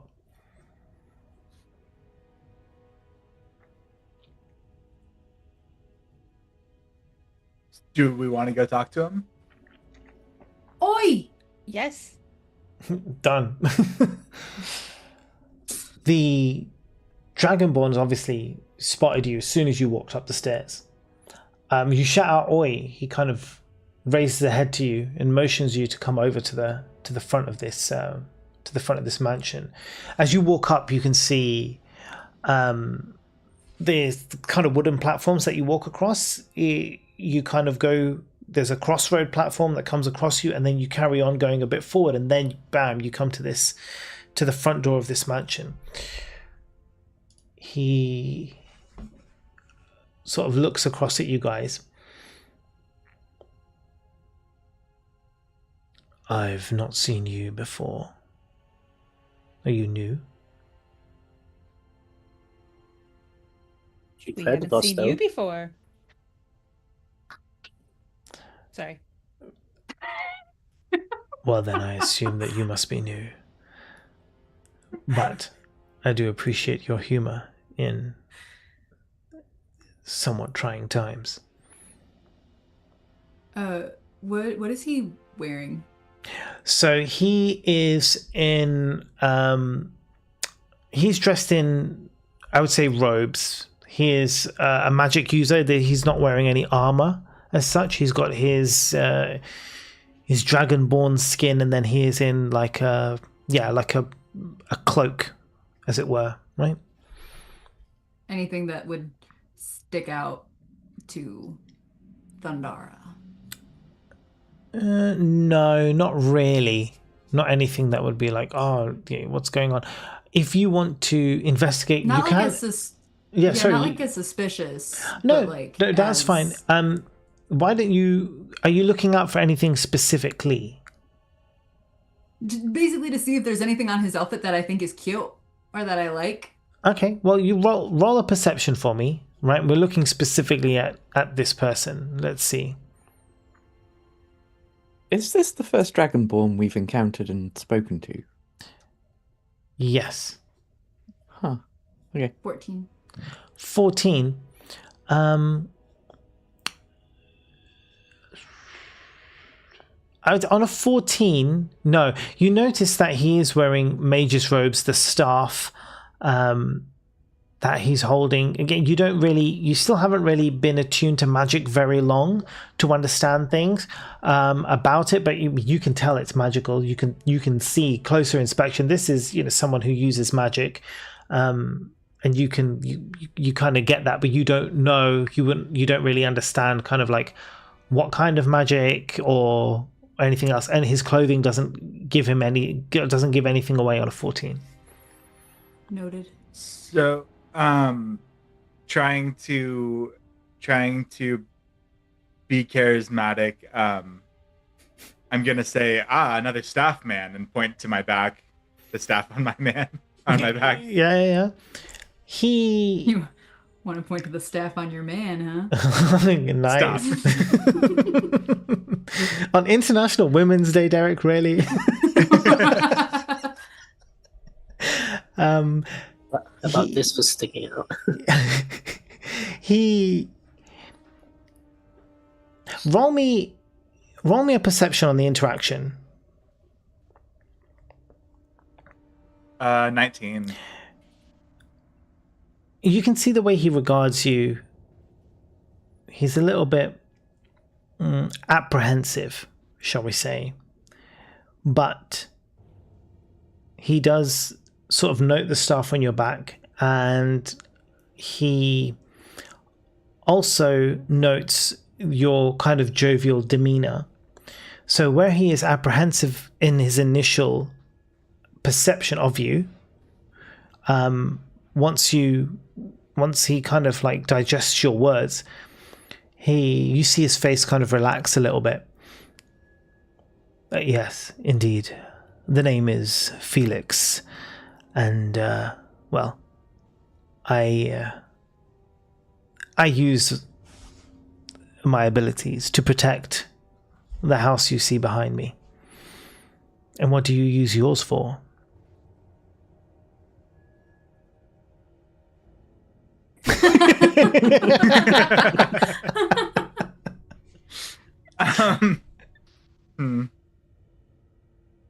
I'm still figuring that out. I want to lean over to Marcy as Welvin and Thunder are kind of up front and be like, I really want to touch his scales. They're so dry looking. Do it. Marcy, Ask permission first. It needs to be consensual. I don't know. That feels a bit No! weird. Maybe if I offered him to touch mine, that would. You could always Hello, like would you as like we're to touch walking me? in, like do a little trip or whatever, and like grab his arm to steady yourself and be like, "Oh, so sorry," and then yeah.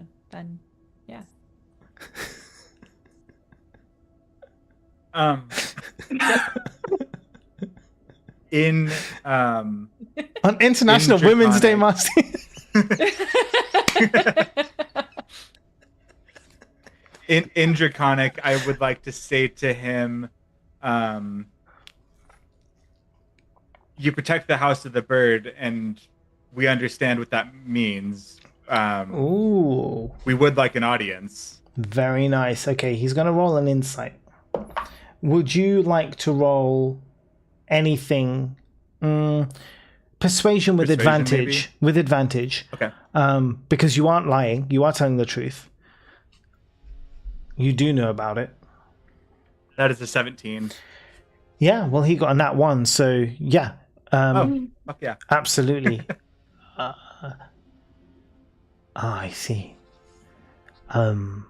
Friends or followers? Friends. For now. But does that mean you wish not to be friends? No. We're just not followers. It's like friends for now. Unless Not you cross me, lovers. bitch. Thundara cracks her knuckles. Okay. Well, friends are welcome. Just a moment. And he kind of steps to the side and he knocks on the door in a series of knocks in a particular pattern. And the door kind of opens for you Can I note the to rhythm go in. of the knock? Ooh, all right. Roll the perception for me to see if you can remember.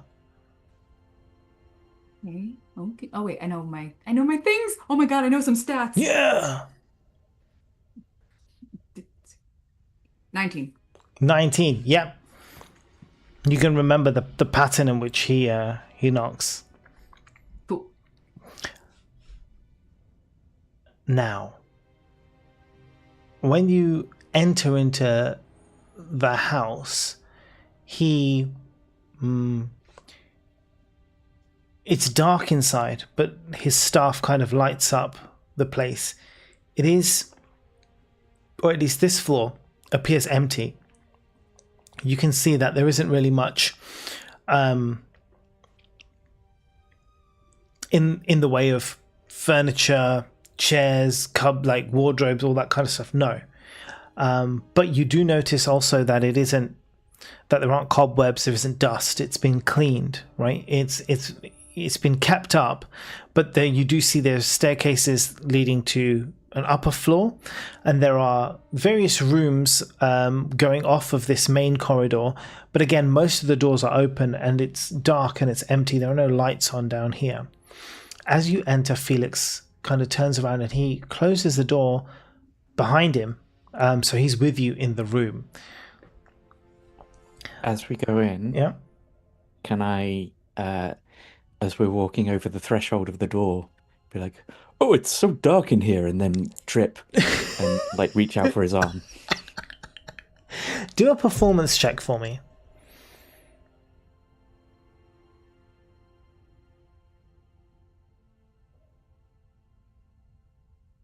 That is a solid 12. Okay, no, not as bad as I thought. No, you can do a little stumble. You do a little stumble and you reach out to grab. Are you grabbing his arm? Yeah, just at his wrist, not like Yeah, anyone else, to but- steady yourself. So as you do, you kind of grab hold of his arm, and you feel it strengthen, as like to keep you from falling. Watch your step. It's rather dark in here. Oh, thank you. And I'll stand up and go over to Marcy and be like, "So dry." At which point he kind of flicks his wrist and sees the water from you just spill off.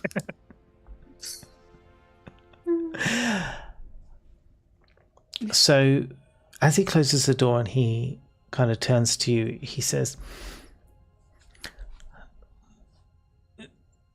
"Welcome, friends. This is shall we say, a secret house of the Harpers here within Skullport. If, as you are friends of the Harpers, you may feel free to use this abode as a safe place to rest and to recover should you need.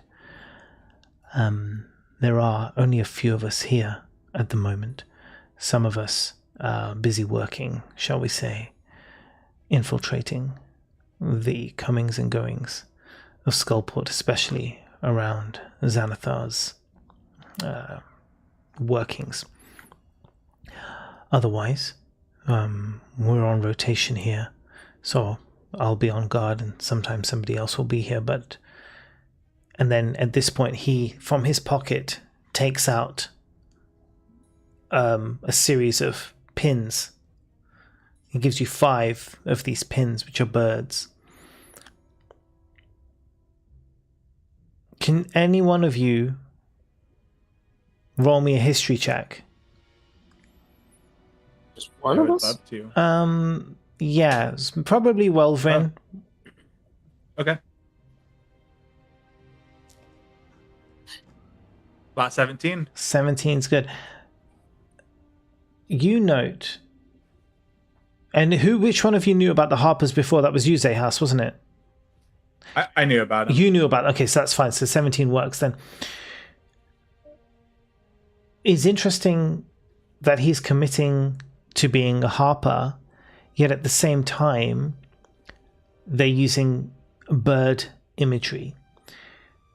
From what you remember, the harpers use the image of a harp.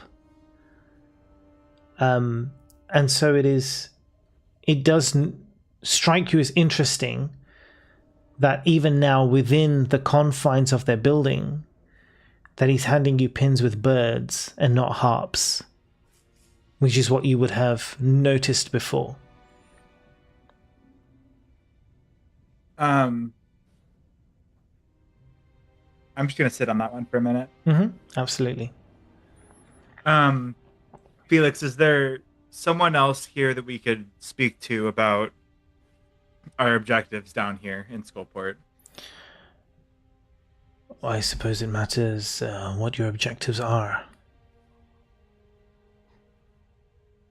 Well, I'm looking for a particular bugbear, and I want to describe Yeah? the trafficking guy Yeah. that we think is trafficking goblins. Well, I can't say I know of that one personally. However, I mean, there are many, many shady characters here in Skullport. No doubt, if you stay here long enough, you'll probably come across them again. so one of the other things is we're looking specifically for a diamond. As a magic user, you know why. Do you know where we might be able to find one?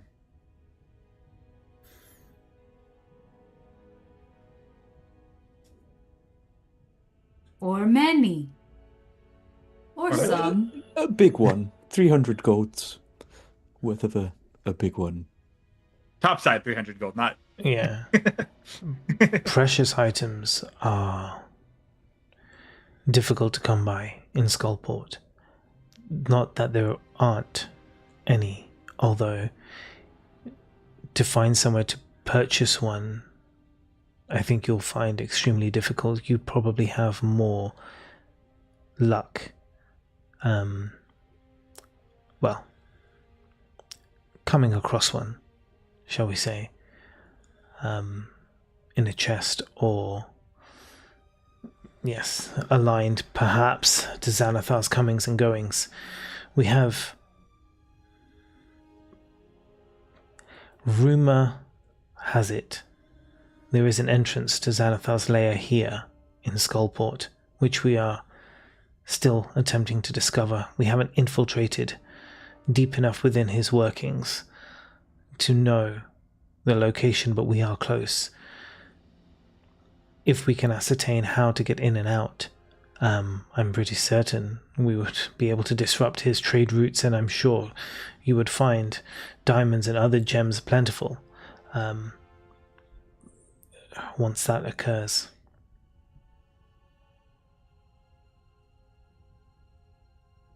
Well, for now, plan A, don't die. Don't die. If we happened upon the entrance, could we count on your support? Absolutely, it's the entire reason we're here in the first place. All right. And then I have one strange question. How many pillars are down here? I'm not exactly an expert on the structure of the cave systems. Personally, I've seen maybe half a dozen or more, but I can't say I've ever bothered to count them as I've walked past. Do we know what Xanathar's symbol is of his followers? Yeah, you What have is it. Yeah, you do have Yeah. it. What It's was I like have it on a wand in my bag. Yeah, it's like an eye with like many points Okay. sticking out of it. Cool. Is cool. this a mockingjay? He laughs. No, but it does symbolize freedom.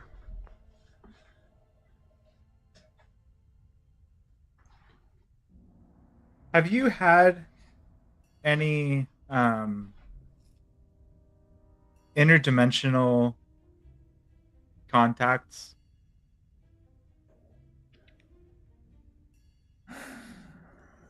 Could you be more specific? Specifically with the Leaf Joy.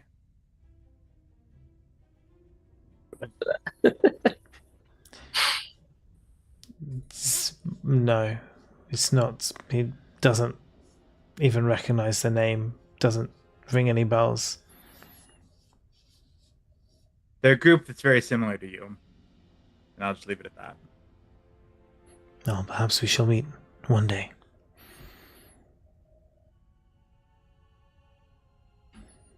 All right. And then I guess the last thing, we were on our way to the Bat's Roost. Would you be able to point us in the direction? Absolutely. You need to head west from here, pretty much until you come to the end of this floor. And you'll see the sign for the Bat's Roost is very clearly pointed. I should warn you, however, that there are very many unsavory monsters, even, and creatures in the Bat's Roost, and not all of them fight fair. If you are choosing to go there for the purposes of fighting, keep your wits about you. It's like Ragnarok. Do they allow magic? They do not allow any magic or weapons of any kind. All fights are fist fights only. Do people try to use magic illicitly? Absolutely. And weapons.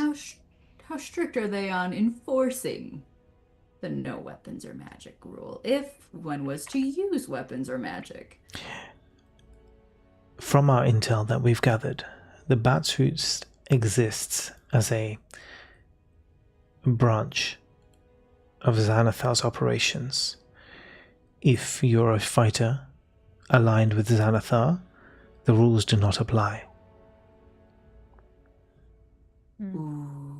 Okay. And are there fights to death, or? There have been known to be deaths. It isn't the goal. But sometimes Accidents happen, okay? I guess you could put it like that. Yes, accidents do happen from time to time. So, if we wanted to give you a bit of a bump, Thundara, we would have to do it very subtly.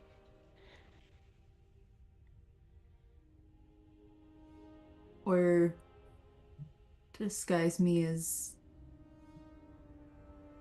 a devout follower of Xanathar?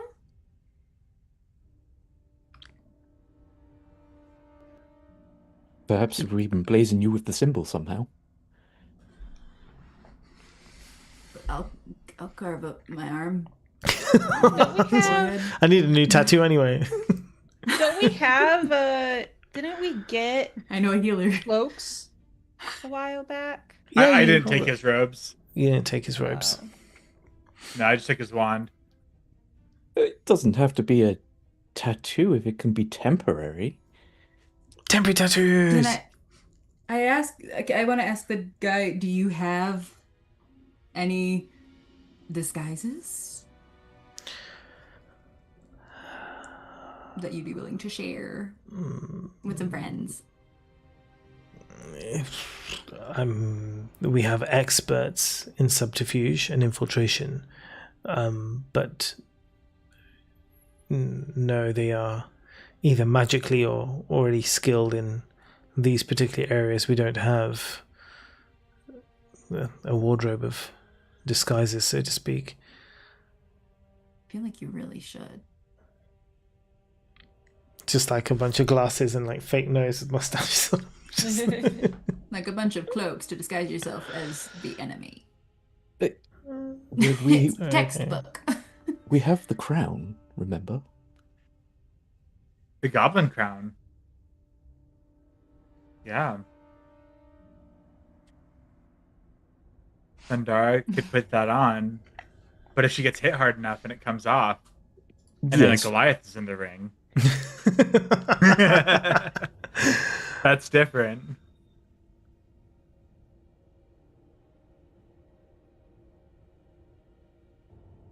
You not infiltrate anything in Xanathar at the above levels? The what, sorry? Did we not like pretend to be friends with anyone with Xanathar at the top levels, or is it some other people? We have pretended to be that, but that was Nadia. But Nadia may vouch for us Yeah, like if we she know got her a name. message. Isn't that enough to build trust if we know her name? We have the note from Nadia saying that we're friends with Xanathar, and we can get into any camp. I can't imagine why it would be any different here. Didn't remember we had that anyway. Solid. Okay. I don't know if you want to stay in this place or if you want to go on to the next place. But Felix does say, as an afterthought, there is one more thing. I imagine you arrived here by boat, did you not? No, we just sort of wandered in through some mushrooms. You arrived at the top level, do you mean to say? And it came down. So now he's impressed. You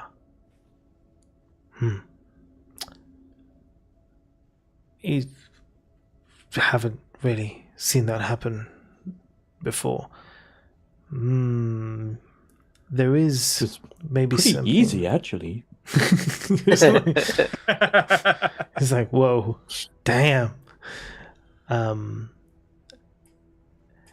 There is somebody you could speak to if you need a way out of here in an emergency. There is a mage who, for some reason, beyond our understanding, has the ability to create a teleportation circle here within the dungeon. We have tried in other places and it's impossible. We cannot teleport in or out. There is no way for us to do this. However, we have heard of one person who for some reason has the ability to do this, and they're here in Skullport. What's their name? You're looking for, well, her name is Tasselgrin, and that's Tassel Gryn.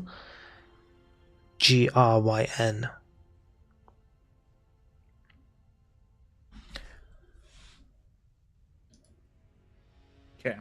You'll find her. And where would we find them?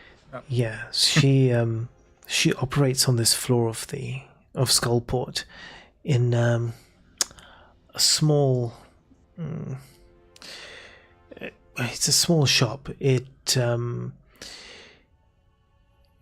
sells, I guess, or it used to sell spell books, scrolls. It's called the Poisoned Quill. If you can befriend her, she would, for a price, utilize the teleportation circle. However, not very many people have managed to ingratiate themselves with her. We've had a few, thankfully, who we've managed to send back with information that we've received. But otherwise, yeah, not many people get out.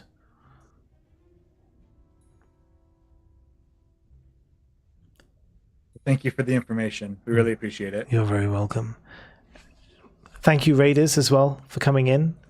We're just in the middle of the game, but we'll say hi. I hope you guys have had a good time playing D&D. Great. Feel free to say hi, and there's other people in chat you can catch up with.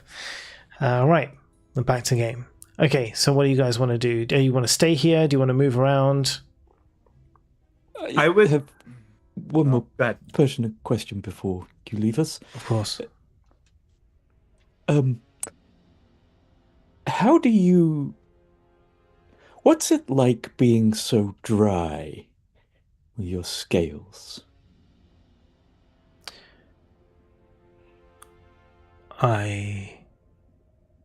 Is it why you talk so slowly? No, that's just me. I can't say I have ever had to think about it, if I'm honest. Interesting. I've never met your kind before. I was curious. There's wet scales. Understand. He pulls up his sleeve to show you the scales, so you can inspect it for a closer look if you wish. Is there any animal, Zehas, that you could think from your kind of druidic background that this is similar to? No, because I was in the frozen waste, every scaled animal I have met has been wet scales. Mm-hmm. Yeah. Fish. Yeah. So yeah, you can take a moment to kind of inspect his, he's not offended by your line of questioning. But more, he entertains your curiosity. I want to do like a shake water to see if I can find any moisture. Lo and behold, it was the only bit of moisture keeping him alive. Yeah. Dead. Instantly dead. No, I mean, other than, I guess, Dragonborns will still sweat, so you may find moisture in that respect. It's so shiny, but so dry. You are a unique individual.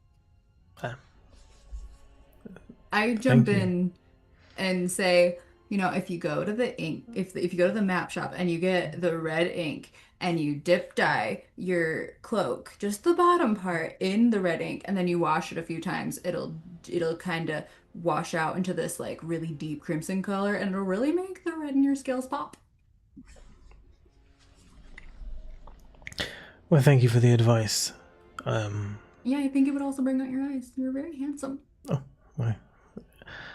Thank you. He goes like his scales just get a little bit redder as he takes your compliment. Again, he's a very easygoing kind of person. Not, he's quite polite, but also he's quite an honest and simple person too. So, yeah, he takes your compliment on board and your advice. And Good to know. I'm going to say, if you don't mind me being very personal and perhaps rude, as if the other stuff wasn't, what kind of magic do you cast? Nature, I'll point to Snickle. Chaos, I'll point to Welvin. Music, I think. Still learning.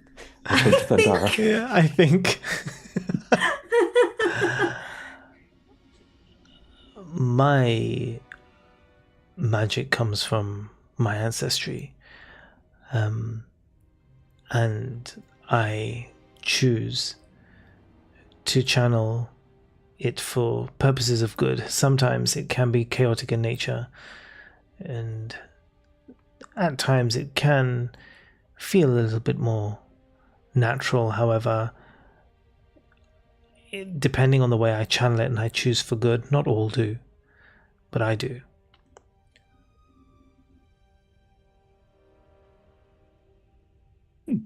Sounds similar to you, Wolverine, apart from the using for good thing. That's enough out of you.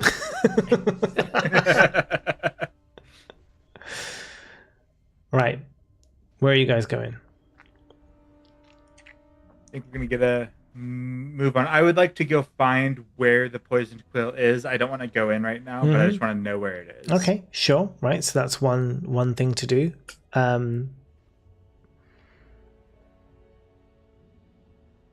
Anything else? Do you need? You guys don't need rest, do you? You're okay. No.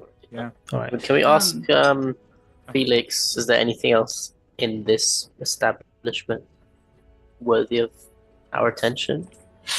Supplies or anything? Not really. It's a very kind of small, like bare bones operation. Well, you said it's a mansion. It is a mansion, but it's not theirs. I mean, yeah, you can, assuming you can ask about, they kind of like how they got hold of this place or whatever. It's up to you if you want to know the history of it. If you don't want to know the history of it, but it's basically it's quite a small operation that the Harpers have running in Skullport. There can't be too many of them. They can't be seen. If they're found out, there'll be no questions. They'll be like disintegrated, literally. So, is the case of holding up where they can and kind of infiltrating Xanathar's operations where possible, right? And trying to get, and what they're trying to find is, where is Xanathar? And for them, the biggest reason for this is Xanathar, being a crime lord of such stature, has a lot of political sway in Waterdeep and controls much of policy. Again, because he's so rich and powerful and has so many like strings to pull, has guards under his command, has everything, right? And this base of operations runs right down into the Undermountain. And one of the reasons is because in this Undermountain, where, as you've already noticed coming across different things, there is a lot of treasure here. There's a lot of not just normal money, but very valuable, very rare magical items too. And Xanathar has been holding out this place for a long time. And so all of this stuff being gathered here is giving him power. And the Harpers are seeking to kind of destroy that because the effects it's having on Waterdeep and the outside kind of political sphere is detrimental. So they're doing what they can to try and find out. They've realized Xanathar isn't kind of in the Xanathar buildings in Waterdeep, right? But the rumors are he's here, somewhere in the Undermountain. This is where his base is. That's why no one can find him to kill him if they wanted to.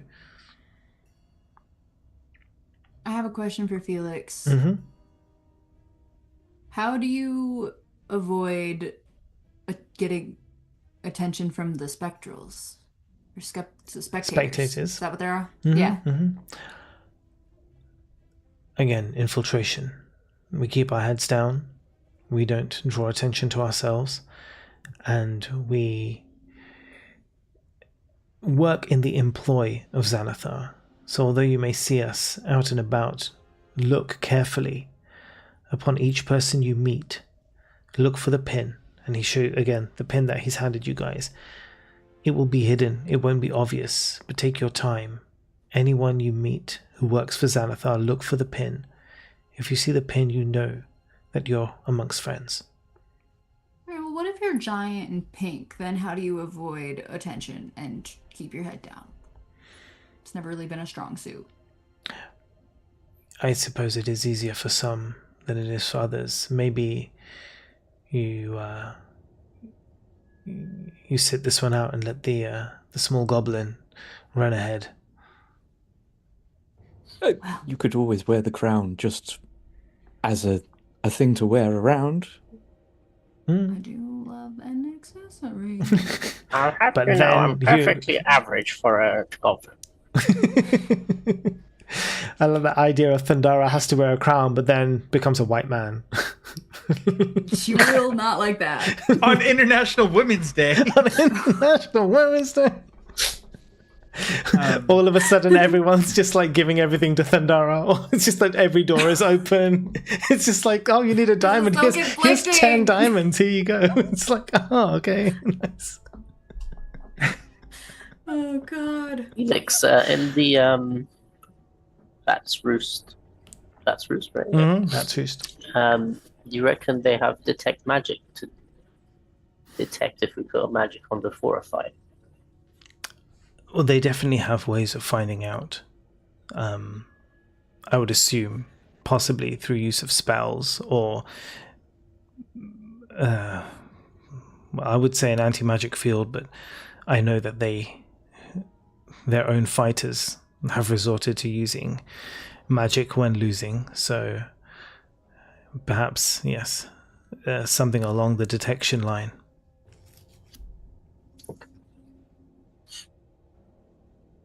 You were talking about Xanathar and rare magical items above table. Did I misread what you were saying? So they have been strip mining this place, the Dwarven Ruins, of the rare magical items and things that were there? So, or is it like a black market that they're bringing stuff in? They are actively exploring and stripping this entire Undermountain of everything they can find and get hold of. And this is why there are Xanathar guilds on every floor that you've been so far, and various guilds. Their purpose is to go in to find everything valuable that they could possibly find, guard it, and send it down, and then guard the areas and keep exploring in case there's more. You guys come across a dagger? I mean, there's a lot of daggers. A fancy dagger?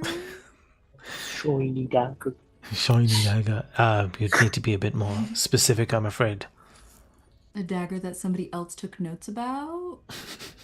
A dagger that grants its user true sight, maybe?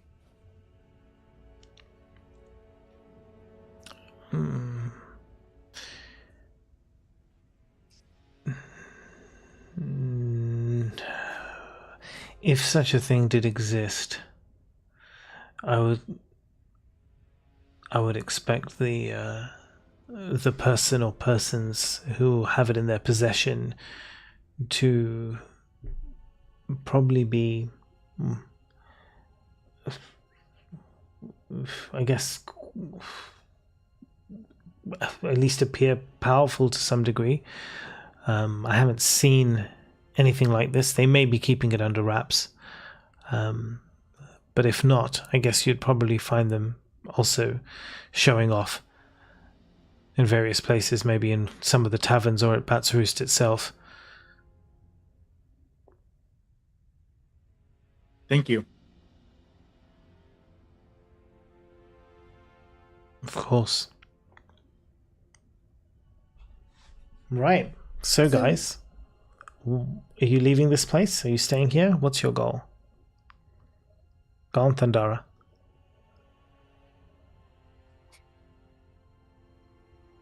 No, wait, I wouldn't know. I can't. Nah. Okay. Never mind. I want to go find the poison quill so we know where it is. Okay. So I can tell you now, based on the directions given to you by the dude, you're going to go pretty much heading across the walkways out of this mansion, and it's just a straight road all the way to the west.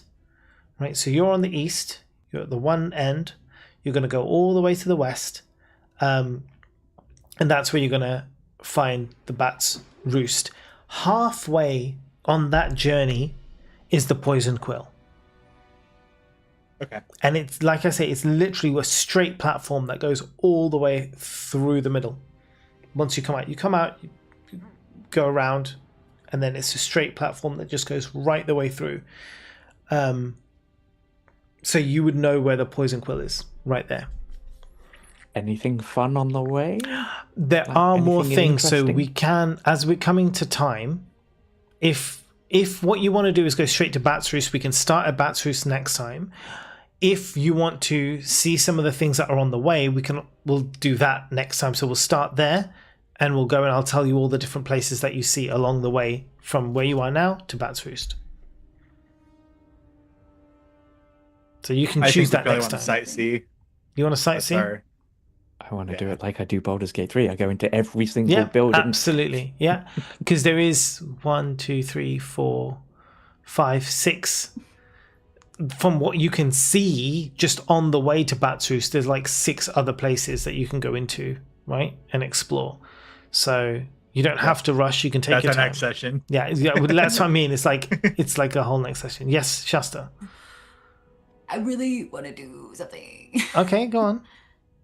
As we're walking, I want to stay back with Zehas a bit and ask if he can take me shiny rocks and put it into the ink that I got.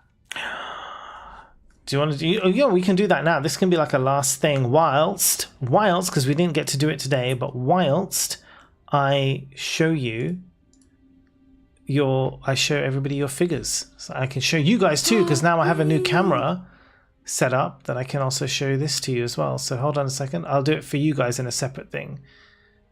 Let's go to. Well, this is going to mess up everything. Hold on a second. Let's take that out. No, that screws you over. In a way. There. You should be able to see that. These guys can't see anything, but... Yes. Oh, you can do it by first name. Oh, that's sick. So I'm just like learning how this all works. But, okay, everyone's face is tiny at the moment. But basically, yes, so we can have Thundara and Zehas together doing their thing while these lot are all walking somewhere else. I love it. I can hold them up to camera, yes. Okay, so what we'll do is, if we're gonna let's do Zehas is going to be doing the mixing. What skill check shall we do for this? Performance, I think, is probably the best thing in this case. So if you want to do that, you can go ahead. So this is Thundara. So I painted these all yesterday, I think, pretty much. So here we have Thundara. It's a me. Zehas is the only one I didn't paint because that one came pre-painted. It's the wrong color. I did think about stripping it and repainting it, but I was like, this has already been hand painted and it would be a bit mean to do that. So I didn't. He just slept Callie? in like a pond or a lagoon that night. Yeah, he's just permanently poisoned. That's Callie. Snickle. I love Snickle. So tiny. Tiny Marcy, baby. probably one of my favorite ones. Looks So good. badass. And Welvin with the fireball. Love the way he's Oh, yeah, holding brother. that fireball. Yeah, it's so cool, isn't it? Throwing a 3-pointer.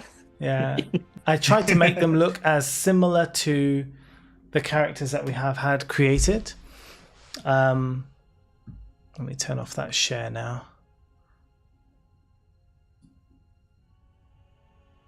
How do I stop sharing? Oh, I can just put it back to that screen. Okay. 1 second. Stop share. There we are. Everyone should be back again, I hope. No? It's still being weird.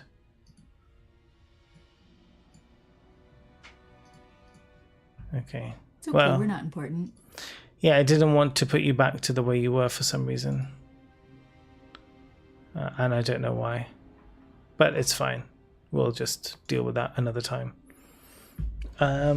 Cool. I'll turn it off and turn it on again. Maybe that will work. now it's just gone. So yay! It died. I killed it, guys. I killed it. Yeah, okay. So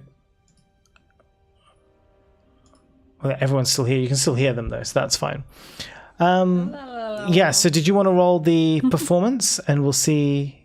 Already rolled. Oh, what'd you get? So I'll do what I normally do when I need a powdered stone or something. Mm-hmm. I'll use a bit of shape water to just whip out any moisture from the stone. Nice. And then I'll just do a little bit of frostbite on it to give it a nice bit of a sort of dry ice chill, and then a solid thwack with the end of a dagger or something, and I rolled an 18. Whoa, hell yeah. No, that's absolutely fine. That's definitely going to work.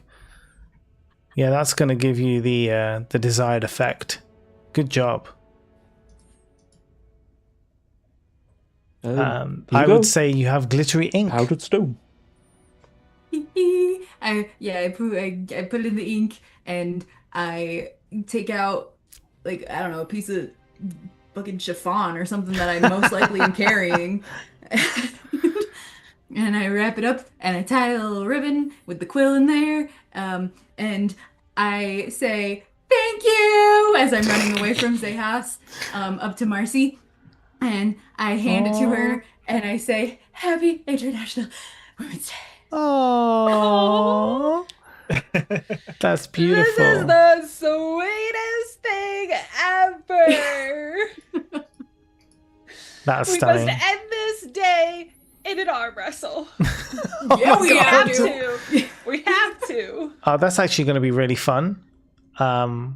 Because I'm going to do it with dexterity versus strength. Because we'll do Marcy as Dex and Thundara as strength. I want to get your faces back up. It's really pissing me off that it's not working. If you leave the Zoom and come back. That happened with my webcam. Yeah. I think that if he leaves, then it'll end it. Yeah. I'm just trying to see if there's another way, because it's such a stupid, it's OBS, right? Doing things. But we'll see if we can make it work. I don't know if it's going to be possible. But anyway, what we'll do is let's try and get you guys fighting of sorts. And let's see an arm wrestle at a table, I guess, in the building. Let's do a dexterity, just a straight up dexterity with your modifier from Marcy, and a strength with your modifier from Thundara. I just noticed Kim and I just each shaking throughout that entire. I got a 20. Oh no! No, I got a 17. Whoa, that's pretty okay. Nice. But I mean, in this case, yes, Thundara will win Honestly, the it arm makes wrestle. sense. Yes, it's going to be I was straight hoping for up. the loss, Bam. So I could I let her win.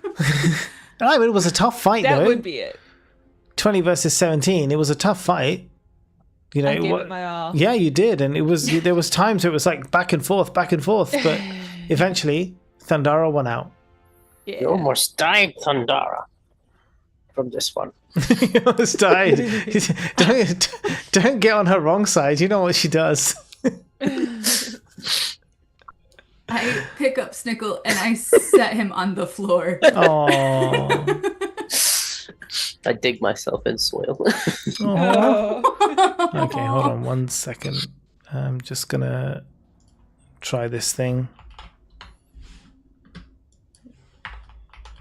Add it in again just for the ending, if it works. Faces. If I can make it work.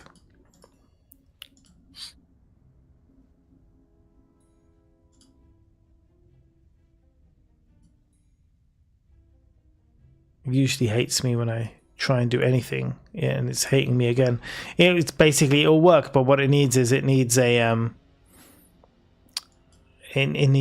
OBS restart, so it's not going to work until that happens. So don't worry about it. Okay, cool. Anyways, guys, this is probably where we end. Thank you so much for playing today. This was really fun. I hope you had a good time. I think we did quite a bit of wandering around and chatting shit, but still good. And are we back next week? My God, I can't even remember.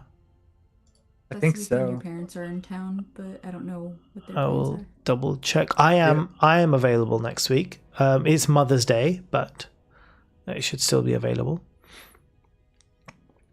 Yeah, I think we're available. Okay, cool. So I'll send a message around. But yeah, we should be back again next week, which would be great. That panic look was not me just suddenly learning that it's Mother's Day next week. And it's Mother's Day next week in the UK. Mother's Day, not in America. So anywhere else in the world, just the UK. Thank you, everyone, so much for being here. Thanks for watching. Thanks, guys, for playing. And we'll catch you again next week. All right. Bye. Thank you. See you. Bye. See ya. Bye. Bye all. Bye. Anyway. Bye.